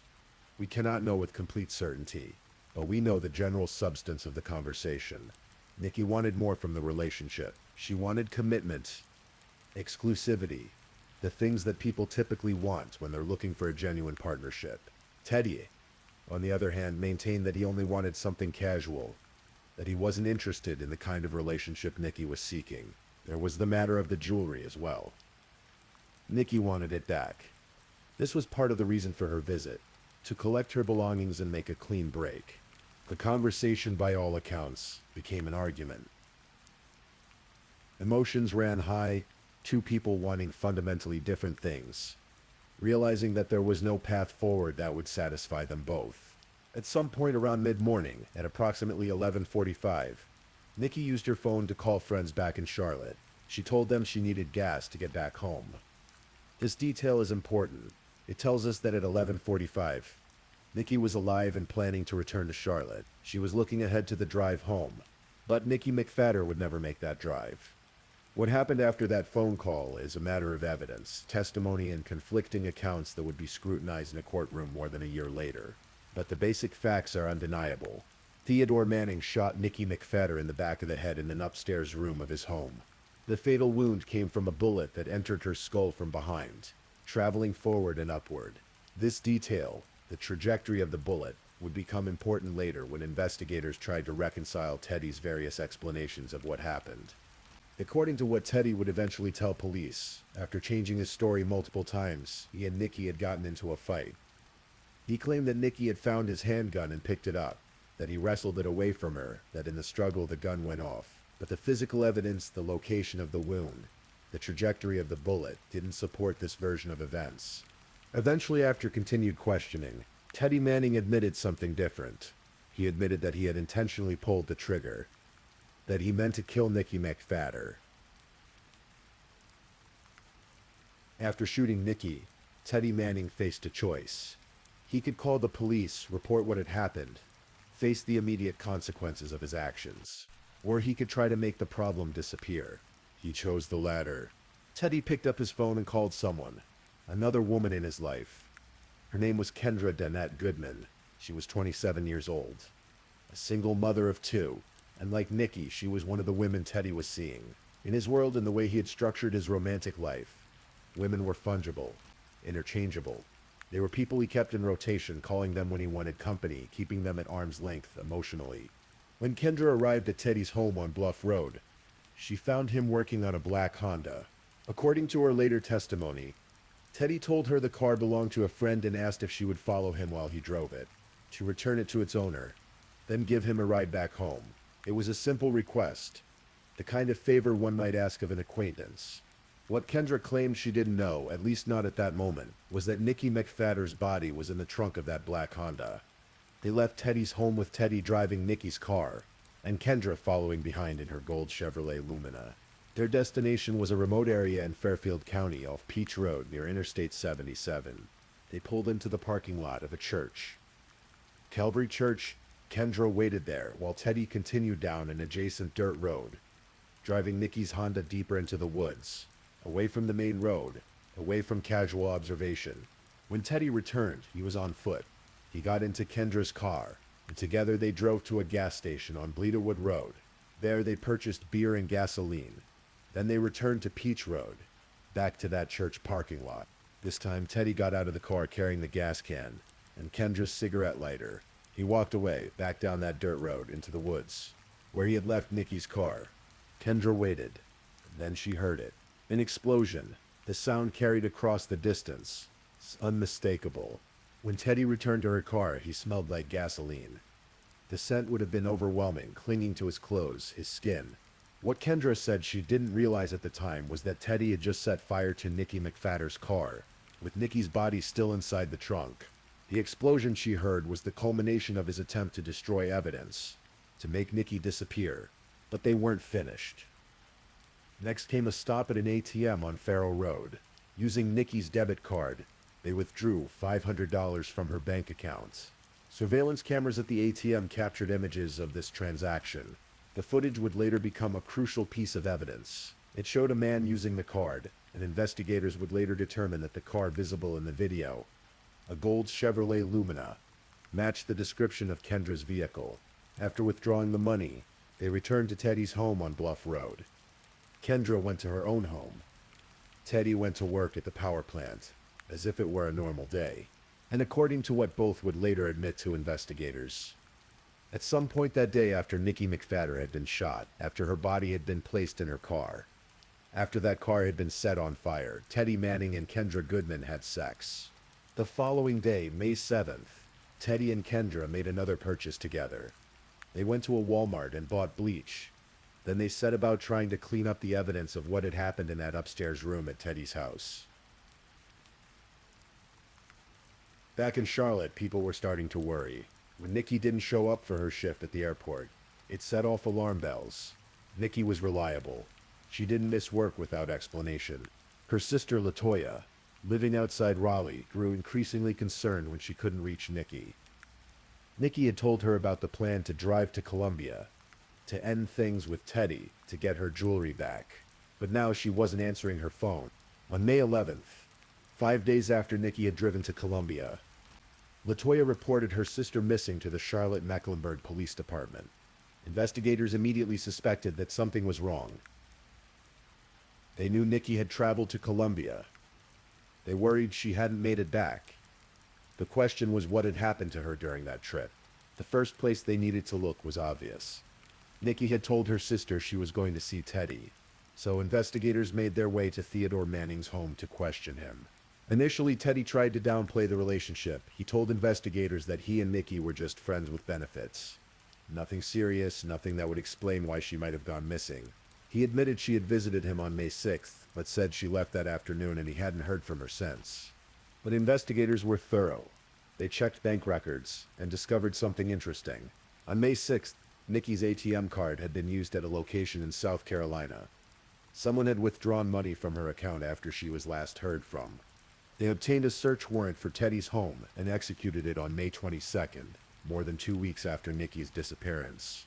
Inside, they found receipts. Receipts for cleaning supplies, including bleach, purchased on May 7th, the day after Nikki had gone missing. When asked about the bleach, Teddy said it was for a woman he knew. He gave them her name, Kendra Goodman. Investigators went to talk to Kendra, and they noticed something immediately. She drove a gold Chevrolet Lumina. It was the same type of vehicle that appeared in the surveillance footage from the ATM where Nikki's card had been used. At first, Kendra stuck to a story. She said the cleaning supplies were for her. She claimed she knew nothing about Nikki McFadder. But she also admitted that she had a casual relationship with Teddy, that she was another one of his friends with benefits. Investigators weren't convinced. They asked Kendra to take a polygraph test. She agreed, doing so without a lawyer present. The test indicated deception. When pressed harder, confronted with the inconsistencies in her account, Kendra's story began to change. She started talking, and what she told them led investigators to a remote wooded area off Peach Road in Fairfield County. On May 29, 2009, 3 weeks after Nikki McFadder had driven to Columbia to end her relationship with Teddy Manning, investigators found her car. It was in the woods, down a dirt road, exactly where Kendra had described. The black Honda Accord was completely burned. The fire had been so intense that the rims of the wheels had melted. The vehicle was barely recognizable. Inside the trunk, they found human remains, charred, skeletal remains that would later be identified through dental records as belonging to Nikki McFadder. The forensic examination revealed the cause of death. Nikki had been shot once in the back of the head. Bullet fragments recovered from her skull were consistent with a high-point .380 caliber handgun. This matched the type of gun that Theodore Manning had purchased. Within 30 minutes of finding the car and Nikki's remains, investigators obtained a warrant for Teddy Manning's arrest. They went to his home on Bluff Road and took him into custody at 7:04 p.m. on May 29th. The evidence against him was substantial. There was Nikki's blood on the wall of his bedroom. There were the surveillance images of him using her ATM card. There were the receipts for bleach purchased the day after the murder. There was Kendra's testimony about what had happened that day. There were his own statements to police, which had shifted and changed multiple times as investigators confronted him with evidence. Kendra Goodman was also arrested and charged as an accessory after the fact. Prosecutors believed she knew what Teddy had done and helped him cover it up, helping to clean the crime scene and dispose of evidence. The trial of Theodore Manning began in October of 2010, more than a year after Nikki's death. It took place at the Richland County Courthouse in Columbia. The prosecution's case was straightforward. They argued that Teddy Manning had deliberately murdered Nikki McFadder, then engaged in an elaborate cover-up with the help of Kendra Goodman. They presented the physical evidence, the surveillance footage, the testimony of investigators who had worked the case. Kendra Goodman took the stand to testify against Teddy. She admitted she had lied to police 4 times during initial questioning. She said Teddy had coached her on what to say. But now she told the court she was telling the truth. She described following Teddy to Peach Road, waiting in the church parking lot, hearing the explosions, smelling gasoline on him when he returned. She said she was testifying because Nikki's family deserved to know the truth and needed closure. The defense's strategy was to argue self-defense. Teddy took the stand in his own defense, something defendants don't always do because it exposes them to cross-examination. He testified that the shooting was an accident, that Nikki had found his gun and picked it up, that he wrestled it away from her, and that during the struggle the gun went off. But the prosecution hammered at the inconsistencies. If it was self-defense, why had he tried to hide the body? Why had he burned the car? Why had he used Nikki's ATM card? Why had he purchased bleach to clean up the crime scene? Why had he lied to investigators multiple times? And there was the physical evidence. The bullet wound in the back of Nikki's head, the trajectory of the bullet, traveling forward and upward. How did that match with Teddy's story of a struggle over the gun? The trial lasted into a second week. Witnesses testified. Evidence was presented. The jury heard recordings of Teddy's police interviews. Listened to him change his story as investigators confronted him with facts. Finally, the case went to the jury. They had to decide, was this murder? Was it voluntary manslaughter? Or was it, as the defense claimed, self-defense? After deliberation, the jury returned with their verdict. They found Theodore Manning guilty of voluntary manslaughter. Not murder, as the prosecution had hoped. Not self-defense, as the defense had argued, but something in between. A finding that the killing had occurred in the heat of passion during a heated argument, but without the premeditation required for a murder conviction.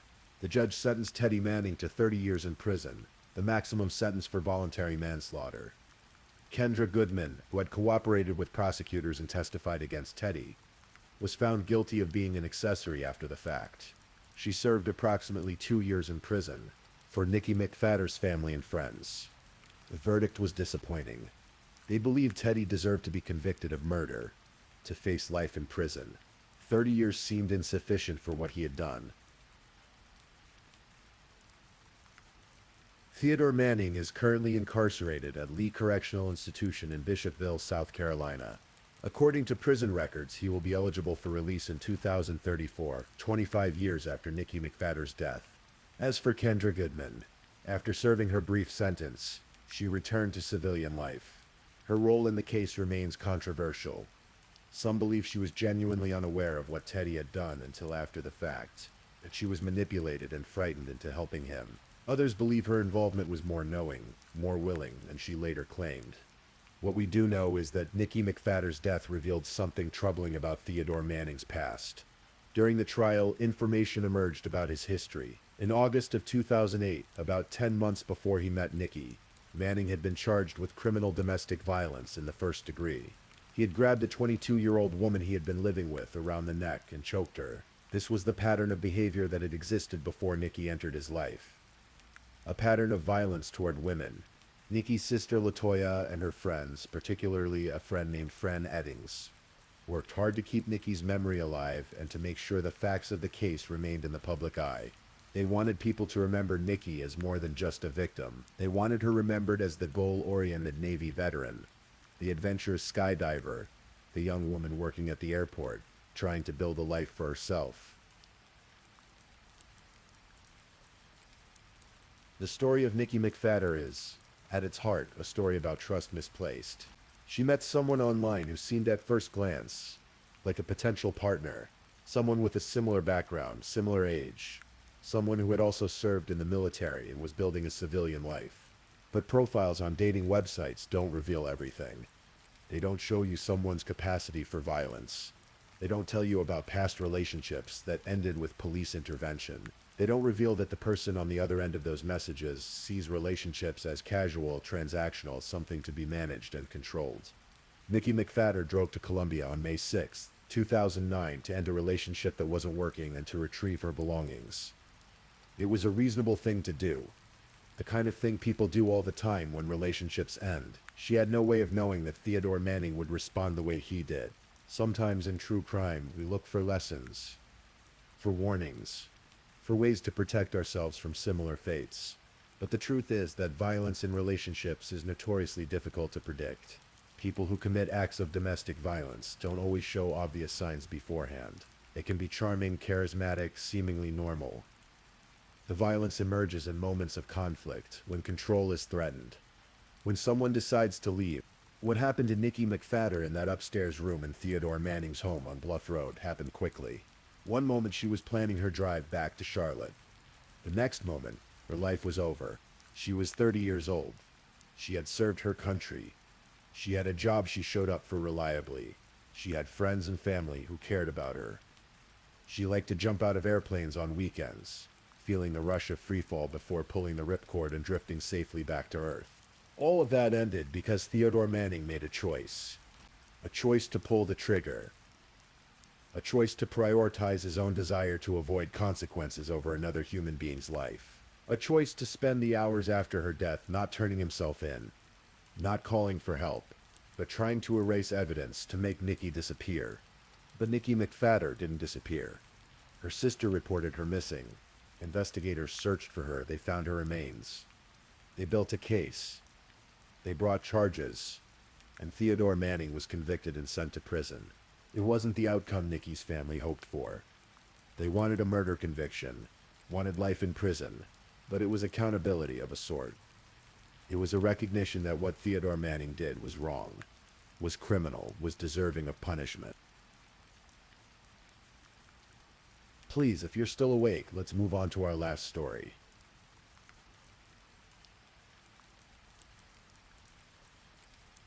Story 5. Tonight we journey together through a story that reminds us how precious life is, how fragile our moments can be. This is a story of a young woman full of promise, a family's unimaginable loss, and the long road to justice. The lights of Salt Lake City shimmer against the mountain darkness like stars that have fallen to earth. It's a city of contrasts, ancient peaks watching over modern streets, desert heat giving way to alpine cold. On any given night, planes descend into the valley, carrying people home, carrying them to new beginnings, carrying them toward moments that will define the rest of their lives. On the 17th of June 2019, in the deepest hours of the early morning, one such plane touched down at Salt Lake City International Airport. Among its passengers was a 23-year-old woman named Mackenzie Luke. She was returning from California, from her grandmother's funeral, from saying goodbye to a woman she had loved deeply. Mackenzie had no way of knowing that within hours, she herself would be gone, that her own family would soon be searching, hoping, praying for any sign of her, that her name would become known not for the life she lived, but for the way it ended. But before we arrive at that dark conclusion, let us begin where all stories must begin. At the beginning, with a girl who loved the ocean, with a young woman building a future with Mackenzie. Mackenzie Speth Lick was born on the 8th of March, 1996, in the coastal community of El Segundo, California. It's a small city tucked into Los Angeles County, where the scent of salt air mingles with the hum of nearby LAX airport. If you've ever driven along the Pacific Coast Highway, you've passed near the place where Mackenzie grew up.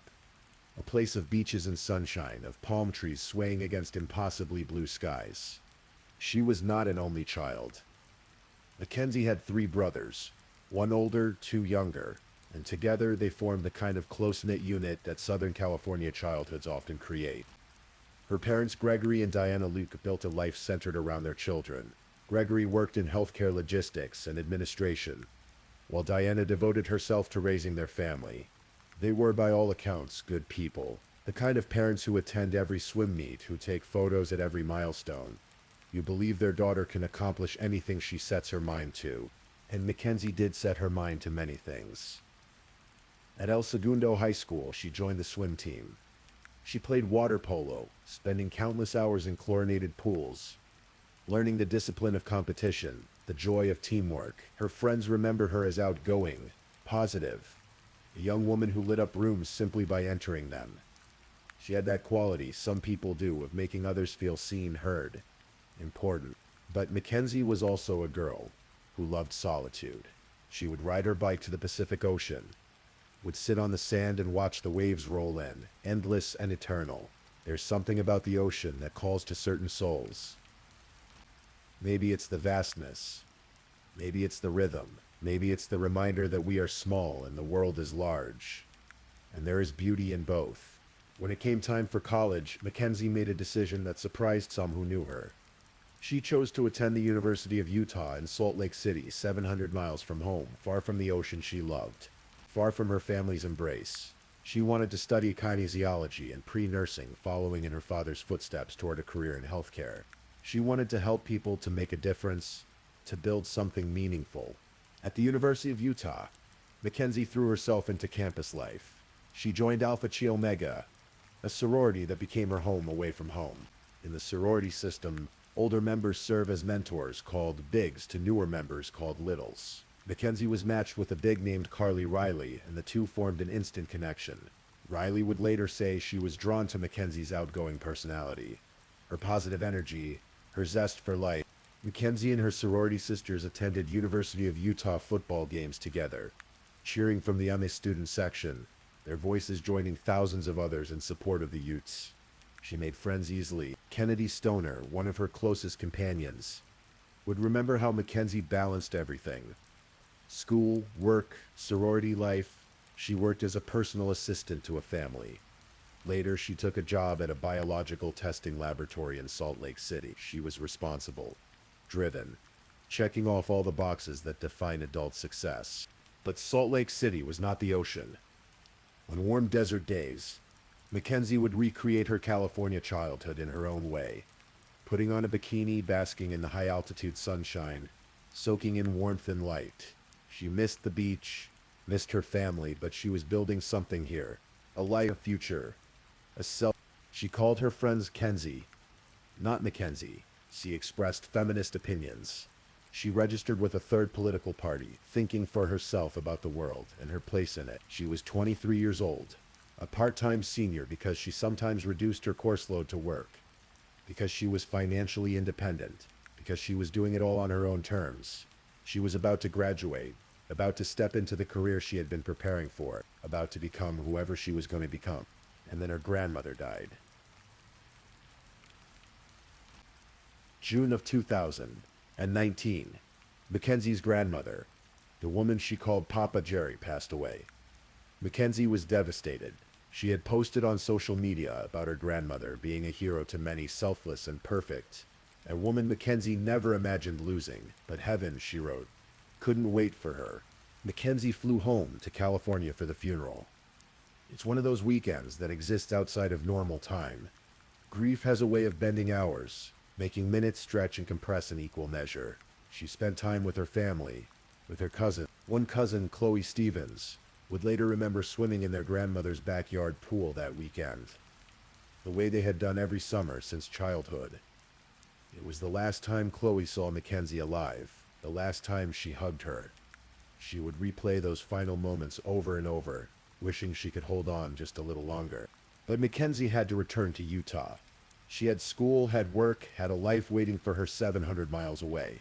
On the evening of June 16th, she boarded a red-eye flight back to Salt Lake City. The plane took off into the California night, climbed above the Pacific, traced the familiar path over deserts and mountains.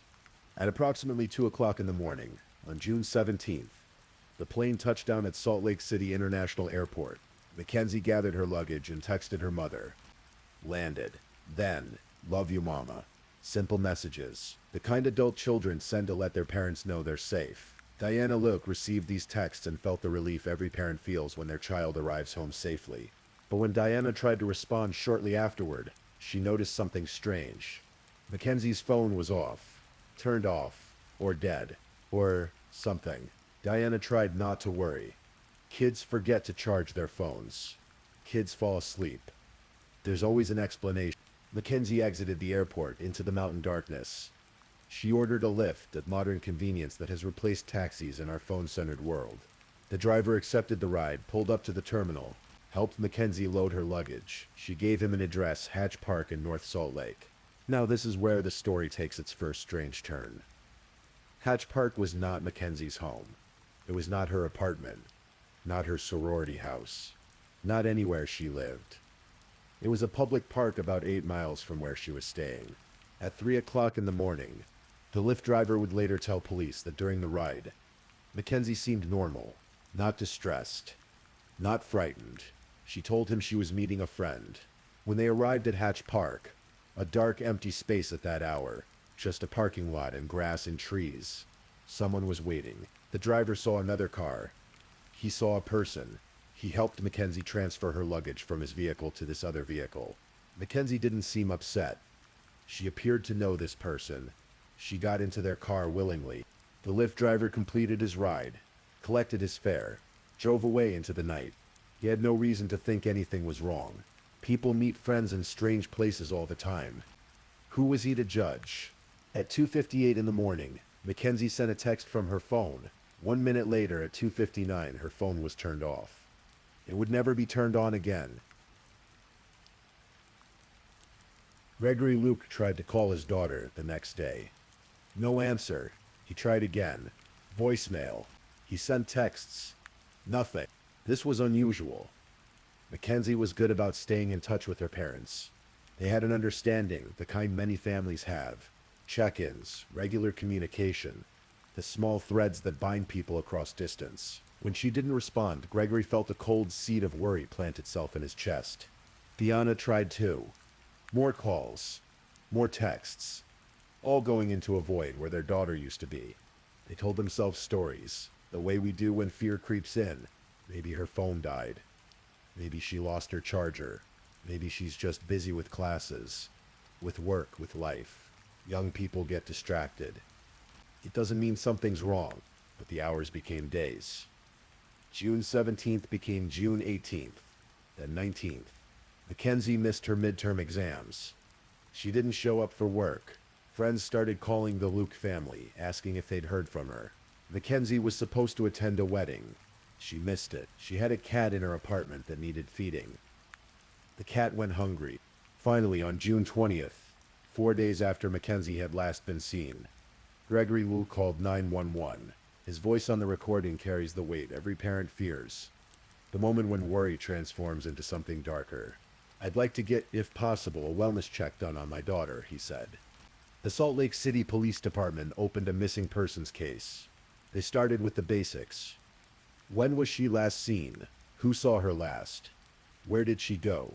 The Lyft driver's account gave them a starting point. Hatch Park, 3 a.m. Someone in another car. Detectives began reconstructing Mackenzie's digital footprint. In 2019, we all leave trails, texts, social media posts, app usage, location data.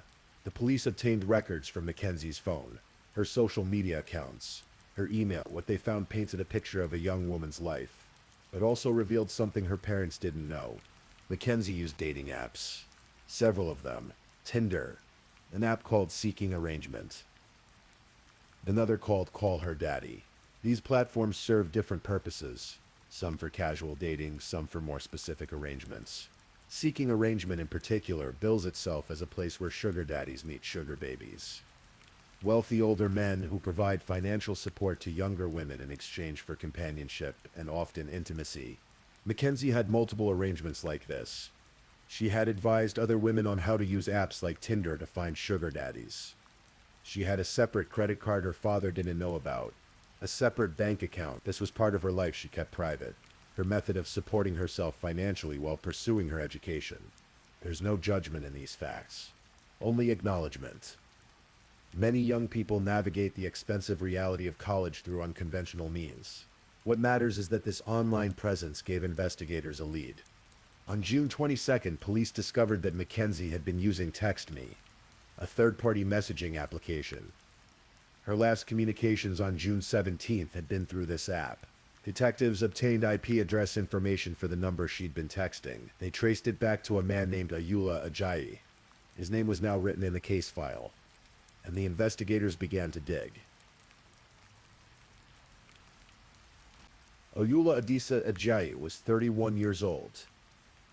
Born in Nigeria in 1988, he had immigrated to the United States and held a green card that allowed him to work and live legally in the country. He had studied computer science at Utah State University, though he never graduated. There were problems during his time there, issues with his visa, allegations that he'd stolen an iPad. He was barred from campus in 2012, allowed to return in 2015 after resolving his visa problems. He worked in information technology, bouncing between various tech support positions. He had briefly served in the Army National Guard. On paper, he appeared to be an ordinary person, someone trying to build a life, someone navigating the complexities of immigration and employment in American existence. But there were shadows in his history. In March of 2018, Ayoola had invited a woman he'd met on a dating app to his home for dinner. While they watched television on his couch, he began kissing her intensely, trying to touch her inappropriately. When she resisted, when she tried to get away, he pinned her down. He bit her multiple times, hard enough to leave significant bruising and marks. The woman escaped, but she didn't initially report the assault.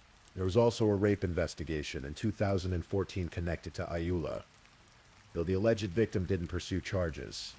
His ex-wife claimed he would become aggressive when she didn't comply with his demands, that he had threatened to have someone kidnap and kill her. She cut off all communication with him. And then there was the book. In April of 2019, just 2 months before Mackenzie disappeared, Ayoola had self-published a novel on Amazon called Forge Identity. The protagonist is a teenager named Ezekiel, who must choose between joining a criminal mastermind or fighting to escape tyranny. In the book, 2 characters are killed and burned. Ayoola also rented out rooms in his home as Airbnb listings. In April of 2019, he approached a contractor with an unusual request. He wanted a secret soundproofed room, built under his front porch, with head height hooks on the wall, and a fingerprint scanner for entry. The contractor found the request strange, but didn't report it. According to prosecutors, Ayoola and Mackenzie had met on Seeking Arrangement in 2018. They had communicated sporadically since then. On June 17th, 2019, they arranged to meet after Mackenzie returned from California. On June 22nd, 5 days after Mackenzie disappeared, Salt Lake City police went to Ayoola Ajayi's house. He lived at 547 North 1000 West in Salt Lake City's Fair Park neighborhood, a modest home where he lived and ran his Airbnb business. Detectives knocked on his door. Ayoola answered. When they asked if he knew Mackenzie Luke, if he had ever seen her, he said no. He claimed he didn't recognize her photo. But when they asked about his internet connection and the IP address traced to his house, he said he left his Wi-Fi open to the public because of his Airbnb guests. Someone else must have used it, he suggested.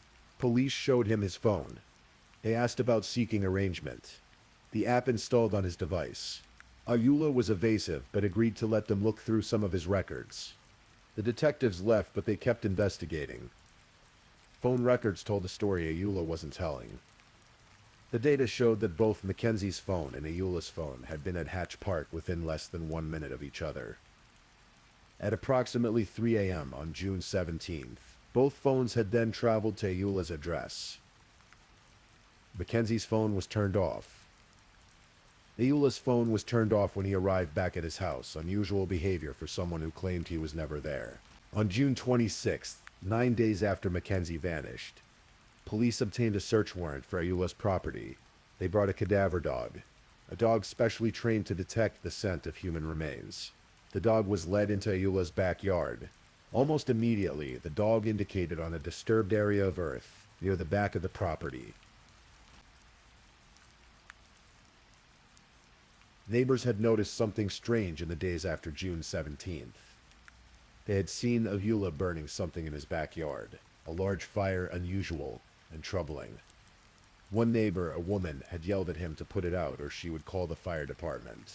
The fire was so intense, so out of place in a residential neighborhood, that it alarmed multiple people. A man who was renting Ayula's basement through Airbnb witnessed some of this. He told police that on the morning of June 17th, Ayula had asked him to go to Smith's grocery store. They went together. Ayula purchased a gas can. They went to a gas station and filled the can. When they returned to the house, the renter took a shower. When he came back outside, there was a fire burning in the backyard. Pallets stacked against the fence. A white door, all engulfed in flames. Ayula claimed he was just burning trash because his garbage cans were full. The renter, who was from Texas, told Ayula this wouldn't be allowed where he came from, but he didn't call the police. He didn't want to get involved. Now, with the search warrant, with the cadaver dog indicating on that spot in the backyard, investigators began to dig. They found human bone, charred muscular tissue, part of a scalp with hair still attached. A cell phone melted, destroyed, but identifiable. Personal items burned beyond recognition. DNA testing confirmed what the investigators already suspected in their hearts. These were Mackenzie Luke's remains. But this was only part of her. Where was the rest? On June 28th, 11 days after Mackenzie disappeared, police arrested Ayula Ajayi. He was charged with aggravated murder, aggravated kidnapping, obstruction of justice, and desecration of a human body. During subsequent interrogation at the police station, while his house was being searched, Ayula acted confused, distressed. He asked why he was being questioned. "This is terrible," he said. "I just want this to be over." When detectives pressed him, he began to hyperventilate. Medics were called to assess him, to help him control his breathing. He appeared cooperative, offering passwords to his phones and laptops, access to his security system, but he denied everything. He claimed he and Mackenzie had never met in person. He said it would be weird to meet at that time of night, that it wouldn't be safe for either of them. He suggested that maybe Mackenzie had stopped responding to his messages after he sent her a picture showing he was black, implying racial prejudice on her part, attempting to deflect blame. The security footage from his house told a different story. The system showed that on June 17th, in the hours before he left to meet Mackenzie at Hatch Park, Ayula had deliberately turned off his security cameras. He didn't want any video evidence of Mackenzie being at his house, and there was more to find. Ayula's phone records showed that after June 17th, his phone had pinged in Logan Canyon, a remote mountainous area 85 miles north of Salt Lake City. On July 3rd, nearly 2 weeks after Mackenzie was last seen alive, police searched Logan Canyon based on this phone data. In a shallow grave in a wooded area, covered with brush, they found the rest of Mackenzie Lewick. Her body was charred from fire. Her arms were bound behind her back with a zip tie and rope. She had suffered blunt force trauma to the left side of her skull, a hole where part of her skull and scalp were missing. An autopsy would later determine that this trauma caused brain hemorrhaging. She had also been strangled. The medical examiner concluded that Mackenzie died from the blunt force trauma and strangulation, but the precise sequence of events, what happened first, what happened last, only one person truly knew. For more than a year, the case moved through the criminal justice system. Ayula Ajayi was held without bail. Evidence was compiled. The prosecution prepared for trial, including the possibility of seeking the death penalty. More victims came forward. The woman he had assaulted in March 2018 finally reported what happened to her when she saw news coverage of Mackenzie's death. During the investigation, police also found child pornography on Ayula's computer. 19 images depicting children between the ages of 4 and 8. Additional charges were filed. Then in October of 2020, Ayula made a decision. Rather than face trial and the possibility of execution, he agreed to plead guilty. His defense attorney Neil Hamilton stood in court and spoke the words that gave Mackenzie's family some measure of truth, if not peace. Mr. Ajayi had decided that he would murder Miss Leake before the meeting took place. Hamilton said, the murder was planned, premeditated. Before Ayula ever left his house to meet Mackenzie at Hatch Park, he had already decided she would die. Hamilton explained what happened after Mackenzie got into Ayula's car at the park. They drove to his house in the Fair Park neighborhood. Once inside, Ayula tied Mackenzie's hands behind her back with zip ties and rope. He began to choke her with his hands. Mackenzie protested. She told him to stop. He didn't stop. He moved her onto her stomach and continued strangling her with a belt until she stopped moving, until she stopped breathing, until her heart stopped beating. Then he burned her body in his backyard. The fire his neighbors saw. The fire that had alarmed the Airbnb renter. The fire that consumed flesh and bone. He attempted to destroy the evidence of what he'd done. When that proved insufficient, when he realized the police were investigating, he moved what remained of Mackenzie's body to Logan Canyon, 85 miles away, and buried her in a shallow grave. Why? The district attorney said there was no clear motive, no profit motive, no obvious anger, nothing that made sense to ordinary minds trying to understand extraordinary evil. There isn't one here, Sim Gill said, other than murder for murder's sake. In exchange for his guilty plea to aggravated murder and desecration of a human body, Ayula Ajayi was sentenced to life in prison without the possibility of parole. He also pleaded guilty to forcible sexual abuse in connection with the March 2018 assault on the other woman. The child pornography charges were dropped as part of the plea agreement, though their existence remained part of the public record. On October 23, 2020, Ayula Ajayi stood in a courtroom wearing an orange jumpsuit, glasses, and a blue surgical mask. This was during the pandemic, when even grief and justice had to be conducted through barriers and distance. The courtroom was nearly empty due to COVID restrictions. Only Mackenzie's family, the attorneys, and the judge were allowed inside. Everyone else watched via live stream. Mackenzie's family took turns speaking. Their words carried the weight of 16 months of anguish, of questions without answers, of nights wondering if their daughter had suffered, if she had been afraid, if she had called out for them. Diana Luke, Mackenzie's mother, described her daughter as kind, loving, caring, a true spitfire. She said the sentence would not bring Mackenzie back, but she hoped it would keep Ayula out of the public eye, unable to commit these heinous crimes again. Gregory Lueck, Mackenzie's father, was angrier. He looked at the man who had murdered his only daughter and said he hoped Ayula would spend the rest of his life in isolation. He said he looked forward to the call from Utah officials informing him that Ayula had died. I can only hope that it will be a slow, painful death, Gregory said. He added that he had no compassion for Ayula because Ayula had shown no compassion toward Mackenzie. I'm not sure you even have anything to look forward to in the afterlife, he said. If you believe in that. The father spoke of what would never be. My daughter Mackenzie Luke was a sweet, amazing young lady with the world ahead of her. She was a kind-hearted person that cared about others. Now I will not have the opportunity to see her blossom in life. They would never see her graduate from college, never see her start her nursing career, never see her get married, never hold her children, never watch her become whoever she was supposed to become. All those possible futures, all those unlived moments gone, erased by one man's decision to take what was not his to take. Mackenzie's cousin, Carly Stevens, spoke through tears. This is a nightmare you can't wake up from. I will never be able to forgive what happened to her. I will never forgive the monster who took her life. Never in my life have I felt anger the way I have the last 16 months. Never have I been so fearful for my life, because I know how real evil is in this world. Another cousin, Chloe Stevens, remembered those last moments at their grandmother's pool. I replay those final moments together in my head over and over, stricken with grief that I cannot somehow keep her with us just a little bit longer. The pain of Kenzie's loss and the permanent fracture it has left in our family is indescribable. It haunts me daily that I was not able to protect her. But when it was his turn to speak, Ayula Ajay hung his head. His voice muffled by his mask, he said, "I'm sorry for what I did. I deserve what I'm going to get.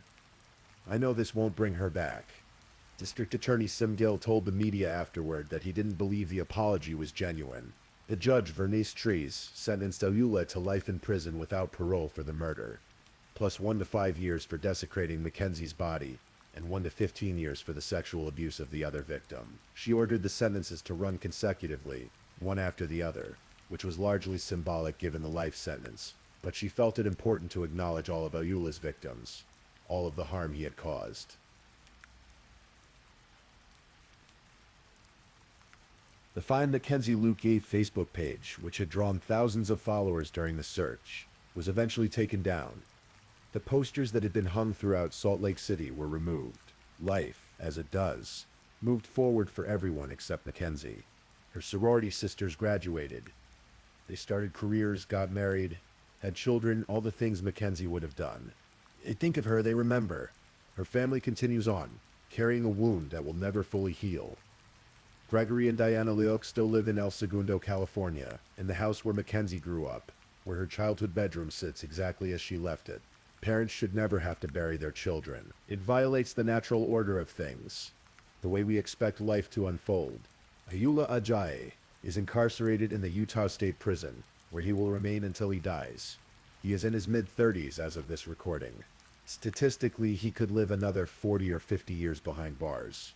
Every morning when he wakes up, every night when he goes to sleep, he is there, and Mackenzie is gone. Sometimes people ask why these stories matter. Why revisit such darkness? Why speak of these things at all? Perhaps because remembering is a form of resistance against erasure. Mackenzie Leek was not just a victim. She was a daughter, a sister, a friend, a student, a co-worker, a sorority sister. She loved the ocean. She played water polo. She was building a life, making choices, becoming herself. She deserved to live that life fully, to make mistakes and have triumphs, to grow old and look back on her youth, with wisdom and nostalgia. What was taken from her cannot be restored, but what remains, her story, her name, the love her family still carries, that cannot be taken. It endured. Rest softly now. Let the story settle in your mind like dust after a storm. Remember Mackenzie Leek. Remember that every life has value. Every person matters. Every moment is precious, because we never know which moment will be our last. The night is deep. The world is sleeping, and somewhere, somehow, we hope that Mackenzie has found the peace that was stolen from her on that dark morning in June. May she rest in eternal light. May her family find comfort in knowing she is remembered. May we all hold our loved ones a little closer. May we cherish the ordinary moments that constitute a life. Thank you for listening to tonight's true crime story. Rest peacefully knowing that another story awaits you next time, ready to accompany you on another journey toward restorative sleep. But if you're still awake, don't forget to like and subscribe so you don't miss our next true crime stories. And until next time, stay safe and take care. Good night.